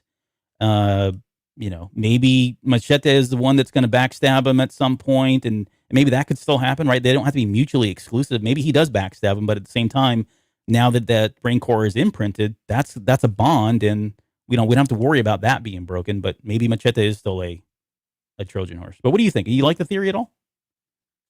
I thought about it, and the way that the character is acting, though, seems like he has a genuine connection with the Rancor, and then is also genuinely interested in Boba having a relationship with the Rancor, and it seems relatively genuine. Now, granted, we just met the character; we don't really know much about him at all. But at least the way that the acting was portrayed, it certainly looks like it's genuine. And I mean, there were a couple of things that came to mind. Like one, is the Rancor going to be any faster than a Bantha? and that might be reason enough for Boba to want to upgrade. Oh no, they do. They move fast. Yeah, but I mean, because in the comic, he's walking everywhere, or he rode a bantha, which is slower than walking. mm-hmm. So it just seems like he's definitely needed to upgrade his transportation. Yeah, and what better way to do that than with a Rancor? But yeah, I don't. I thought more about like what the Hutt's angle might be, and if the Hutts really were, if the angle really was, hey, we attacked you and we shouldn't have because we didn't know this other piece of information, and that's bad business. Here's a gift. I can see that on the surface. That's it. That's just what it is. Yeah. And I think I'm choosing to view it as just that because again, I think a bit to your point, how many things are we going to throw all at once, and how these shows aren't that complex, right? They're just not. To where they start throwing every single right. They pile on that much onto these characters. I mean, yeah, we haven't seen that, right? Usually it's been a single type of thing, or maybe two, but one's more indirect.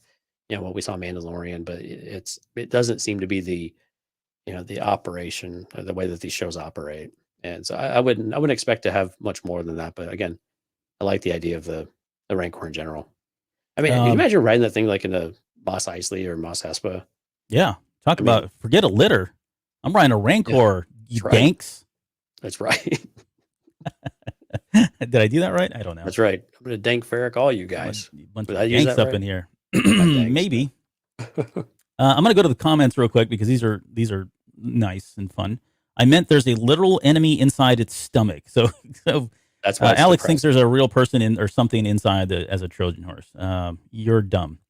Let's see. As a boy, look at Tuan. As a boy, I stuck firecrackers and everything and blew them up. So I think Tuan's saying, I don't really care. That's what we did with our G.I. Joes, not with our Star Wars. Yeah.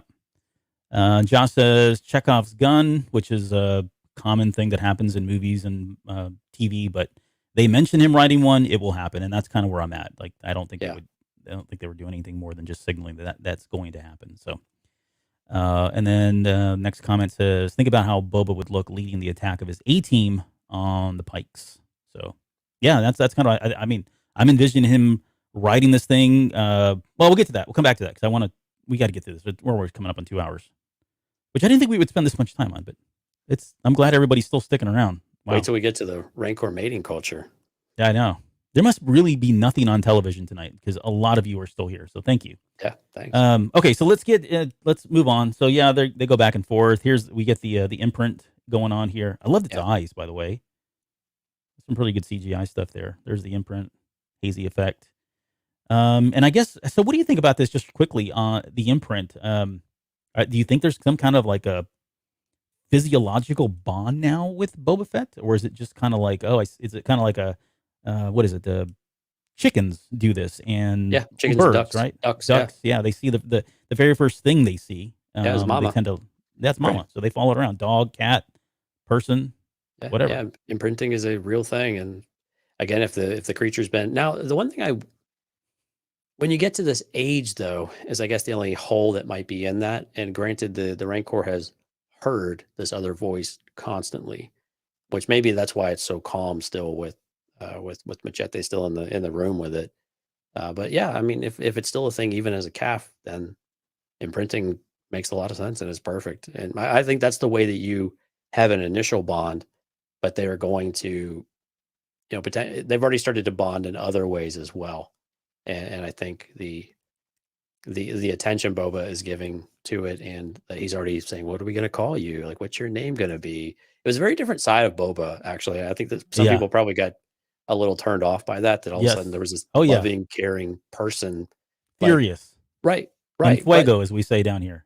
Right. But again, if you think back, Attack of the Clones, like Jango cared for his son very, very much. Right. Yep. He definitely loved his son. And there's no reason why Boba is not capable of affection. And so it's a bit silly that people just want him to be a killing badass, and he can't have tender moments with the Rancor. You know the best way to bond with somebody? I don't want to know the answer to this question. Is through a montage. We're going to get a montage of them. You beat me to it. We were going to get a Mando style learning to ride montage. I can't wait. It's going to be awesome. 80s music. 80s music. Get some maybe Survivor. Maybe they'll green that green fuzzy weird effect too, so it'll be very 80s. Yeah, I get Survivor to do a little segment there, and yeah, let them just slash it up on the guitars there. Okay, I thought this was funny too. Like the way 88 pokes his head around the butt of the Rancor That there was to let good. him know. Good, man. Yep. And what he's telling him here, so let's keep moving here. What he tells him is, hey, we're like 3 weeks out on meeting. This is where with the episode should have mayor. ended, by the way. It would have been fine. Yeah. Here's the shot. And where did the other ones go? Like, if you look at the when he first meets the Spy Kids, Like there's 6 like or 7 of them. there's like 6 or 7 at least. And the other 3, it's funny because if you I watched it over and over again.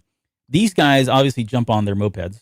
The other ones like all run into a building and we never see them again. Like they never show up.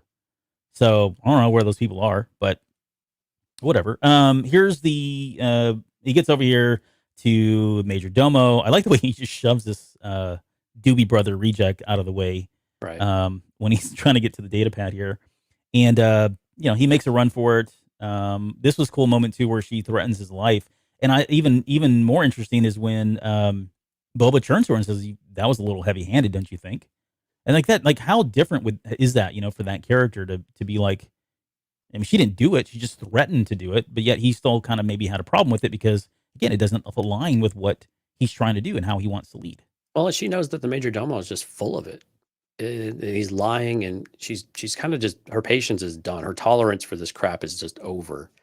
And it's time to make progress. And again, why they're there making an appointment in the first place, it just is beyond me, because they didn't get a meeting, they didn't get an appointment or anything. They show up and they're turned away, and they're made fools of yet again. And I'm ready for this part to stop, where he's just had enough. Like, okay, we're done with this guy.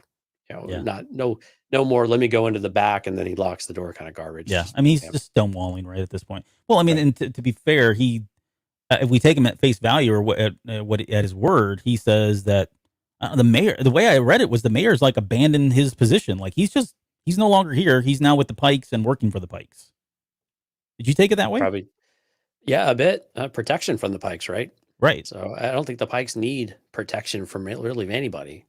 That was always the thing that didn't quite make sense, is that you have a high-speed train going through the middle of the desert with high-powered weapons and a very high speed. You are really not at risk of much of anything. So thank you, TJ, for staring at my hair. It says, "I'm here to stand Chris's flowing hair." So there you go.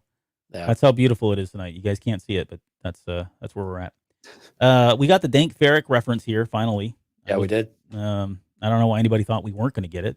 Did she say dunk or dank? I don't know. I didn't listen. Last time I listened to it, it almost sounded like she mispronounced it, but maybe I was just not paying attention. Yeah. And here we go with the chase scene. Yeah, here we go. Chase scene. Similar car to what Solo. In Solo, yeah.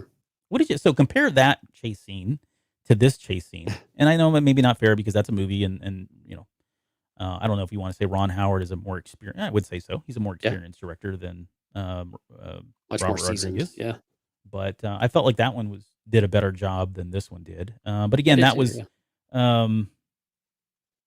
they had some of the same similar moments. Like I don't know if I got it. Like this moment here where there was somebody crossing the street. I think that was the same thing that was happening in the Solo chase. Mm-hmm. Yeah, there were a lot of similarities with it. Yeah. But again, I think when you think about chase scenes in general, there's a lot of commonality with them all, right? They all have something where you zoom by and people, turn and look, or they, someone's trying to hurry across the road and jump out of the way, or they get stuck in traffic and they're getting turn around every way. So, yeah, I think it's pretty common. There was nothing really unique about this, but I did like Solo a little bit better. I thought it was a little bit better done chase scene. Yep. There's and here's the colors, and like we talked about, if you're just catching up with us, we had talked about earlier about how likely so his bike is probably a Subaru, because I think Subaru is the only one that makes that weird greenish yellow color. Stop it. You know too much about Subarus if you know that. These look like KitchenAid blenders to me. They really do. They really do. They look like out of the 50s. Yeah. Yeah. KitchenAid. I mean, how many rearview mirrors does she need on hers? She's literally got 12. I don't know. And so this goes back to the mods. in London, when you go look at the pictures of the bikes, they had Yeah. tons of mirrors on their bikes like this. Yeah, I remember. Yeah, it's amusing. It is. But I like that they're all similar, but they all do have a unique style to them. Sure. So again, okay, so not because we've been called shills before. The other thing that I have a problem with in this scene is like, where the heck are Fennec and Boba? Like, they seem to be complacent with the kids just running. I mean, they don't have a vehicle. I get it. But I mean, Fennec didn't have a vehicle in the chase scene when she was jumping around on air cars, right? During Right. in the Bad Batch. So we know she's capable of improvising. Oh, and this This other dude's thing, got a jetpack. she's a sniper. Yeah, she's a sniper, right? She could have just popped that guy She doesn't in the miss. shoulder. So or pop the engine. Yeah, there's a lot of things. right. Well, then she uses the get him, which was just ridiculous. Which was like, that's like total out of Back to the Future type of moment. Mm-hmm. Back to the Future 2, I think. Yeah. They're so again, I don't really care. Like I this is fine. This is not what Him coming on the jetpack made a lot more sense. Like, let them do all the chasing and he shows up at the end. That makes sense. Maybe he was trying to test them. Here we are. Now we're being apologists. Right. Okay, but here's but again, my biggest problem with the scene is just the pacing and the editing and It's the just lack slow. of speed. It's just too damn Lack of slow. excitement. Lack Yeah. of excitement. But again, I mean, if it's made for kids and, then the colors stand out, check the box, and they slow it down so people can follow the action. that Then guy check wearing the a box tie? and- he is. He's like the Doctor Yeah. Who of this gang. Right. Have you seen the way he was dressed? There's a better picture of him right here. He's kind of almost like not really a Yeah. trench coat, but got R2 spotting R2 unit or astromech droid at least. And there were some cool moments in here where like she's jumping over that. And I mean, you look at the stills and you're like, wow, this looks really fast, and it's not. It's just kind of there. There's Drash. There's her jumping over some stuff. We get the sliding of the bike, which I don't know if they were going for the Akira homage there. The Akira bike sliding homage, which has been done billions of times. If anybody knows what I'm talking about, go out to YouTube and type in Akira bike montage or homage or something like that. And somebody's compiled tons and tons of footage of everything that you can think of where they've mimicked that shot from Akira. And again, if you know what I'm talking about, you know what I'm talking about. But okay, so here's we got to see them a little bit more in the Spy Kids / Go Gadget, Inspector Gadget kind of thing, right? He's got this spike that comes out. So this is them displaying their genetically and robotic components. And so he's got this spike that comes out of his heel. Well, his leg is bionic as well. Is it the whole thing, really? Yeah, it's on like a what's it called, a jack. Yeah, look, this is par for course. I never know what you're talking about, Albert. Yeah, I get that a lot. Yeah, I get that a lot. See the text messages. Goodness. This he's was using the Force. Yeah. Oh, I love the sideburns, by the way. The mutton chops. I just thought it was great. Like the cybernetic bionic mutton chop. Cybernetic mutton chops. Fantastic. As he pulls a blowtorch. I said on the weekends he entertains and makes a really fantastic creme brulee. Oh, I bet. Yeah. Your order's ready. I'm not going to take back what I said last week about the costumes, but I wasn't really a big fan of their costumes here. Like, I thought Drash's looks good. But it was something about, maybe it's just the dude with the eye, the Cyclops guy or cyborg guy, whatever he is. The one with the big eye or the one that's all sunken in? No, the one with the big eye. At the very end where they make the dad jokes about, about not seeing.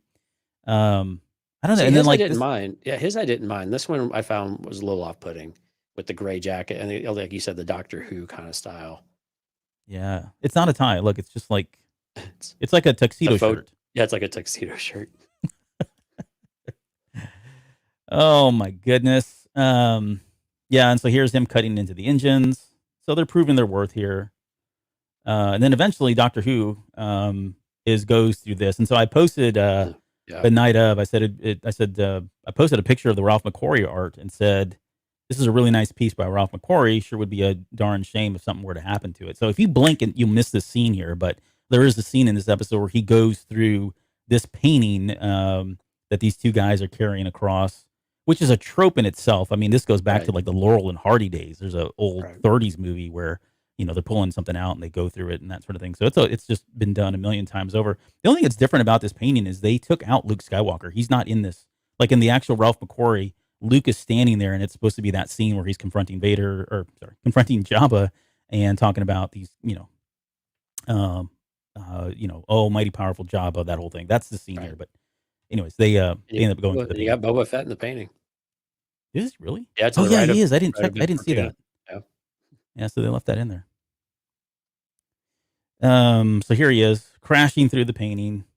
Man, no respect. No respect. I didn't get this scene with the little bits here. Yeah, the rickshaw thing. It was just, again, one of those tropes of a reason to peel out and get out of the way.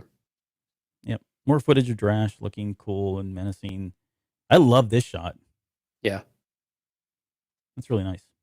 She's kind of up. This is when she goes up on top of the building and she's getting ready to land her moped at about 5 miles an hour right on top of the vehicle that's going 4 miles an hour. Right. Down below. And so she takes out his engines. He goes spinning around, goes and crashes into all those fruits. And those fruits, by the way, are the ones from Bad Batch. No, it's not those. It's the one from Rebels. There's a scene in Rebels where I think it's when they are on, I can't remember the planet now. I need to go back and watch this, but there's that fruit is there. So it's not really important. Again, it's probably just another little, and I could be wrong, but I think that's just another Easter egg. But this thing was cool. And this is the one that we talked about where they kind of sped up that she came in and it was like, whoa, suddenly it got really fast and exciting, but it was literally the last thing that we saw. All right. But we're not going to harp on that anymore.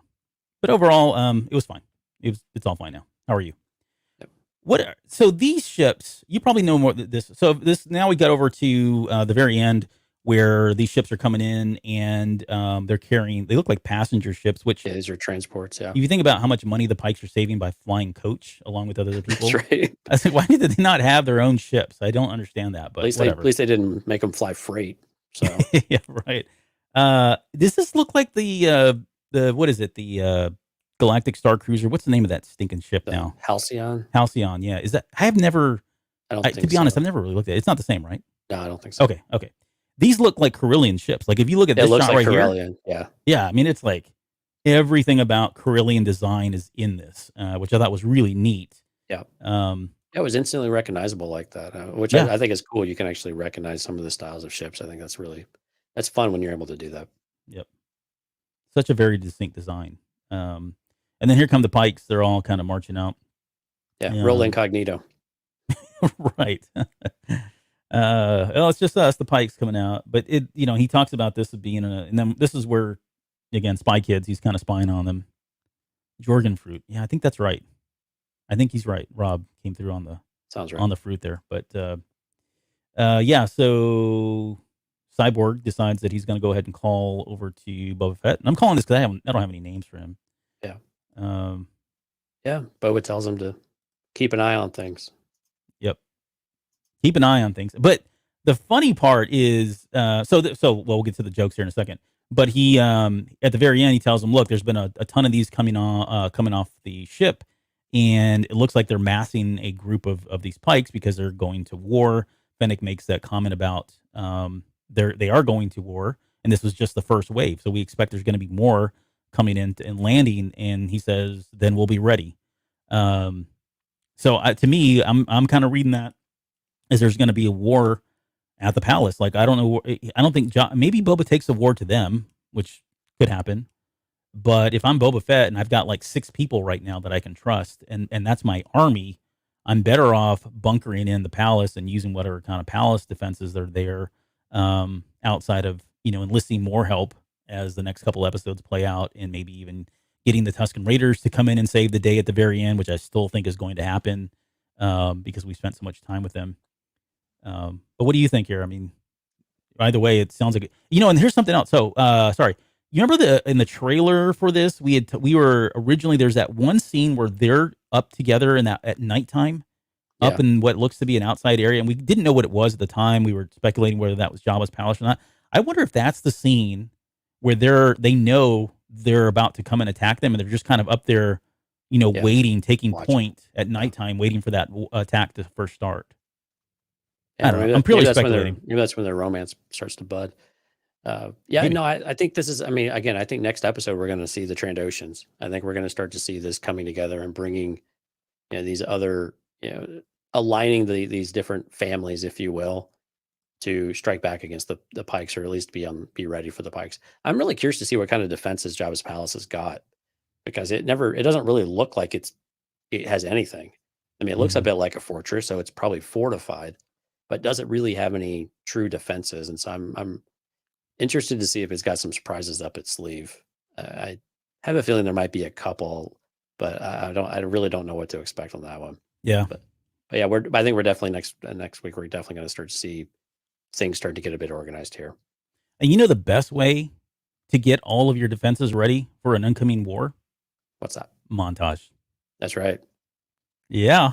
We get them it's like the Mandalorian episode where the village. Yeah, Cobb Vanth, with the Tuskens. And the Tuskens, yeah, exactly. So they're going to prep, they're going to see that some of them don't work, and so they're going to start putting the spy kids together. They're going to use their robotic parts to fix it. There'll be 80s music playing in the background, and then it'll end with them ready for the incoming attack. So is this a chance where, if you were to put money on anything, is this a chance where maybe a Cobb Vanth starts to surface? Yeah, but they have a relationship with Tuskens out in Mos Pelgo now, right? So there's others that he could start to try to recruit as well. Is that maybe not next week, but is that something that maybe we see? Does that seem more likely to happen at this point now? I think it's going to really make it depend on how big of a threat there is. If he feels like, what I have here is not enough, and who else do I know on this planet that could I could ally with? I mean, why wouldn't he go to a Cobb Vanth and say, look, this is, you're one for, his whole thing is keeping the riffraff out, right? He doesn't want these criminal organizations in his area, right? He made that very clear. And maybe Boba tells him, look, it's only a matter of time. If Mos Espa falls and then Isley goes next, it's only a matter of time before your town, what was it called again? Mos Pelgo. Mos Pelgo? Yeah. It's only a matter of time before that goes down, so it's in your best interest to kind of help out here. We got to fight these guys off. Yeah, the only thing that's not there, we don't have a connection yet with Boba and Cobb Vanth. We know that Boba knows Cobb Vanth, but we don't have a direct connection to where they actually know each other and get along. So we don't know that there's a positive connection there yet. Yeah, and we suspect it, but again, we don't know if Boba knew that he had the armor and allowed that to continue, or if there was something else keeping him from it. So I think that's the other part with Cobb Vanth that's a little unclear. What if Vanth gets wind that there's now a Mandalorian in Mos Espa, and Vanth decides he's going to go check it out to find out what's going on, especially since it used to be his armor? Or I'm trying to figure out how to connect. No, I think that's perfectly valid too. I think that's very, very reasonable. I keep bringing up montages, and Rob keeps saying no. And then he said, "This isn't Revenge of the Nerds," which is true. That's kind of where some of this is coming from. But you're right, but it's every other 80s movie instead. Rambo did a montage where he was preparing for an incoming attack. So did Rocky. That was in First Blood. Yeah, that movie. Rocky. Well, that's a training montage. He wasn't preparing for. Well, I guess he was preparing for war against the Russian, which was butt he kicked. Take that, Russia. Hey, so before we get out of here, the last. Did you laugh when Fennec said, "Tell us what you see"? Yes, that's what I was saying. That was like the last. Like everybody focused on the dad joke of keep an eye on them, and it was like, oh, sorry, it's just a joke, and I was laughing at that. But then she gets off her last zinger of "Let us know what you see." So, and I don't think it was meant to be a dad joke or whatever pun, but I thought it was funny. Fennec's got a sense of humor. You don't know. She really does. Maybe she does. Yeah, she doesn't get enough credit for it. Okay, let's end the show on this because I know we're way over on time. But what about, let's see. So let's just assume they're going to go to war. Who do you want Boba to align? Like, who does he have now? And then who do we expect him to kind of go after to start creating this little army, if you will, to kind of go up against the crime syndicate? Oh, wait, hold on. We skipped over one thing. Okay. When the Hutts are there, they talked about a larger syndicate. Like we haven't really spoken Crimson Dawn or Yeah. Crimson Dawn much. Right. But it does feel like that's where it's going because I can't think of another criminals organization. Now, granted, the Hutts are they're very limited now. They're not like they used to be, right? They're not. Well, of course, I don't know what now Hutta looks like at this point. Right. I don't think anybody knows, but at least it seems like whoever this is, whoever this other syndicate that they mention is big enough that it's got everybody shaking in their boots, and the Hutts are like, we're leaving. Like we don't want any part of this because it's going to be a hot mess.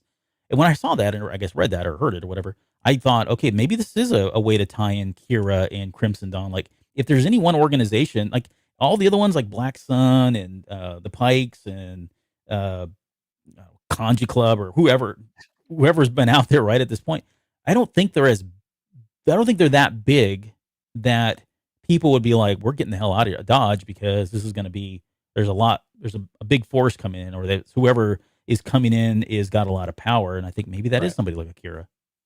Well, and we don't know, to be honest with you. So Crimson Reign came out with issue 1 just this past week. And what we learned in Crimson Reign, well, one, there's some conflicting information. At the very end of it, they say this was the beginning of the end of Crimson Dawn. Now, that could be a very misleading statement. We're moving from Crimson Dawn to Crimson Reign, maybe. But during the book, though, Kira says that they're a small organization. They don't have, they have the right kind of resources, but they don't have the personnel or anything to really take on any of the other syndicates. Now, that story right now is in the Empire Strikes Back, in between Empire and Return of the Jedi. So that's several years in the past from where we're at now. So it's unclear. Yeah. So it's really unclear where Crimson Dawn is going. And that book is working its way at the same time we're doing this. So I don't know that we're going to get a whole lot to glean from that. Mm-hmm. And also, how much do you cross over with comics? But then we got Black Krrsantan. So it's something where we'll have to see if they're really coordinating that type of reveal, if you will. I think it's probably not super likely to bring in Crimson Dawn. I would really like that, but the way that they're doing, they almost make it lead you to believe that Kira is not around anymore at some point in the near future. Okay. So again, difficult to see what that actually means, but we also know that there is another series of comics coming out called The Hidden Empire. Yeah. And that could very much be what we're seeing here, the very early sprinklings of that idea. And so I think there's a very real possibility that could be it, but it's a little too soon to tell to really make a firm connection anywhere, right? Right. So there was the last shot there of We'll Be Ready. So I was going to go through this, but in the interest of time, how about then I'll just kind of give you what I have. I'm talking about Boba Fett's potential army that he's putting together. He's got himself, Fennec Shan. He's got Bebop and Rocksteady. He's got the Spy Kids. He's got Baby Rancor. He's got Tusked and She, I think, who will show up at some point. He's got Black Krrsantan to show up as well. I think he's going to align with him. If those are the pieces for his army, is that enough? Nope. Do you think he's going to need more? And if so, does he go to like the bounty hunters that he used to work with and say, "Look, I'm now the big guy in charge here, and come work for me"? Or is there other people here that we're not thinking about? Well, we know that he's going to meet with the Trandoshans, and that they're at his table. We've seen that in the trailers. So that seems to be the next major. I don't know if we can call them a syndicate, but at least the major family or the major party within Mos Espa. So that seems to be the next logical connection for him to make, because they seem to be on the outskirts of, the water, or the workers district is under, one control, and the Pikes. And so it seems like this other one is the only one that's really on its own and set that he could go to and see if there's maybe some opportunity there, and how many resources they have seems more likely to strike an alliance there, because again, they have a common interest with Mos Espa.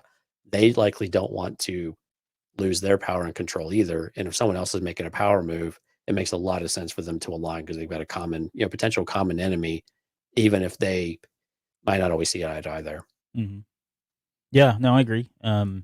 We talked about Cobb Vanth. I don't know. It's hard to say who else he could align with. I mean, there could be people that we're just not thinking of and we've had plenty of characters that have just been introduced in the series that we would never have called because they're brand new. So there's still people out there. But I guess to answer my own question, I don't know that that's going to be enough unless they're relying solely on the fact that what they have is what they have and it's good, and they're going to, bunker in on the fortress.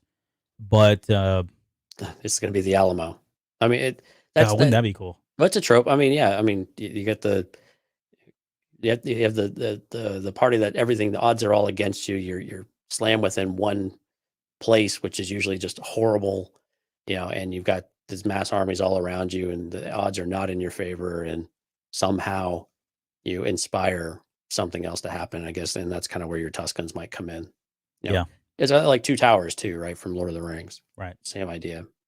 Yeah, and I think I hope it's going to be the Tuscan tribes, and I'm not saying they need to bring all of them together or any of that stuff, but we just don't know. Again, in the next 4 episodes and flashbacks, maybe we see some of that or the beginnings of that. But to have the Tuscans come back would then, give us a big payoff for, aligning with them and changing who he was and paying off for that new character that's been developed because of them. That would, I don't know. There's some poetic justice there, so we'll see. All right. And what we don't know is that he actually made the call to the Tuscans like 3 or 4 weeks ago, and they're just still riding their banthas trying to get to where they need to be. Right. This is all contingent upon the average speed of a bantha. Yeah. So. We don't know if they're going to get there in time. It's going to be really close call. Yeah. All right. Well, let's end it there. Yeah. 2:15, man. 2 hours and 15 minutes. This is pretty impressive, even for us. We've gone longer, and well, I mean, for chapter 3, that was. I don't know that we've gotten in the middle of a season quite like this. Yeah, and plus an episode that was only 30, 38 minutes, 36 minutes after you credits. This one did feel longer than that, though, and maybe it's because there were very distinct parts to it. Mm-hmm. And again, I was kind of expecting the episode to more or less end after we got the Rancor. Yeah, not necessarily go back into town. Right. Okay. Well, people are saying goodnight and goodbyes, and that's fair. Thank you guys. Again, very flattered that as many people decided to stay up and watch this than whatever else they do. Yeah, this was exciting. Thank you, everyone that came out. A lot of people chatting tonight.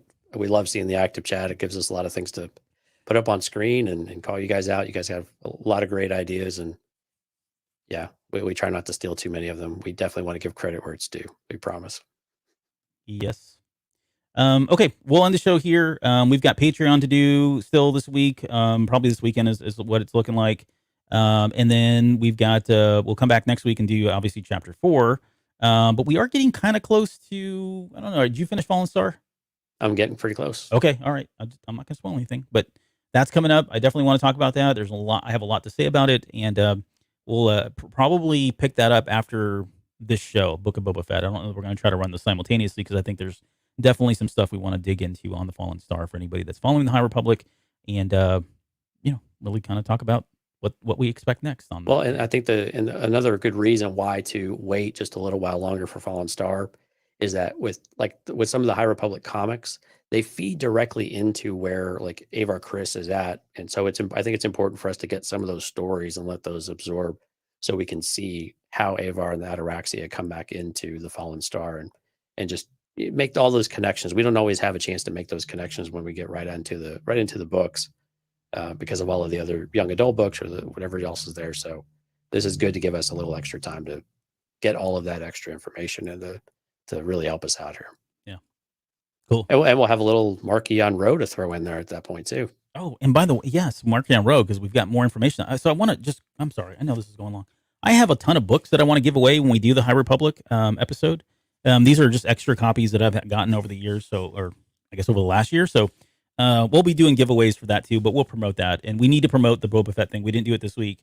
That's on us. We forgot to push that out there, but we got the comics still. So we will get something out for the next episode, and we will pick a winner for the comic. So we've got giveaways coming. So if we bore you enough and you don't like the show, at least you can get something free by tuning in and listening and watching the live stream. Right. Recording. Yep.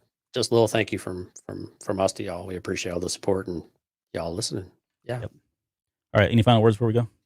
No, let's do it. Okay. We'll see you guys next week.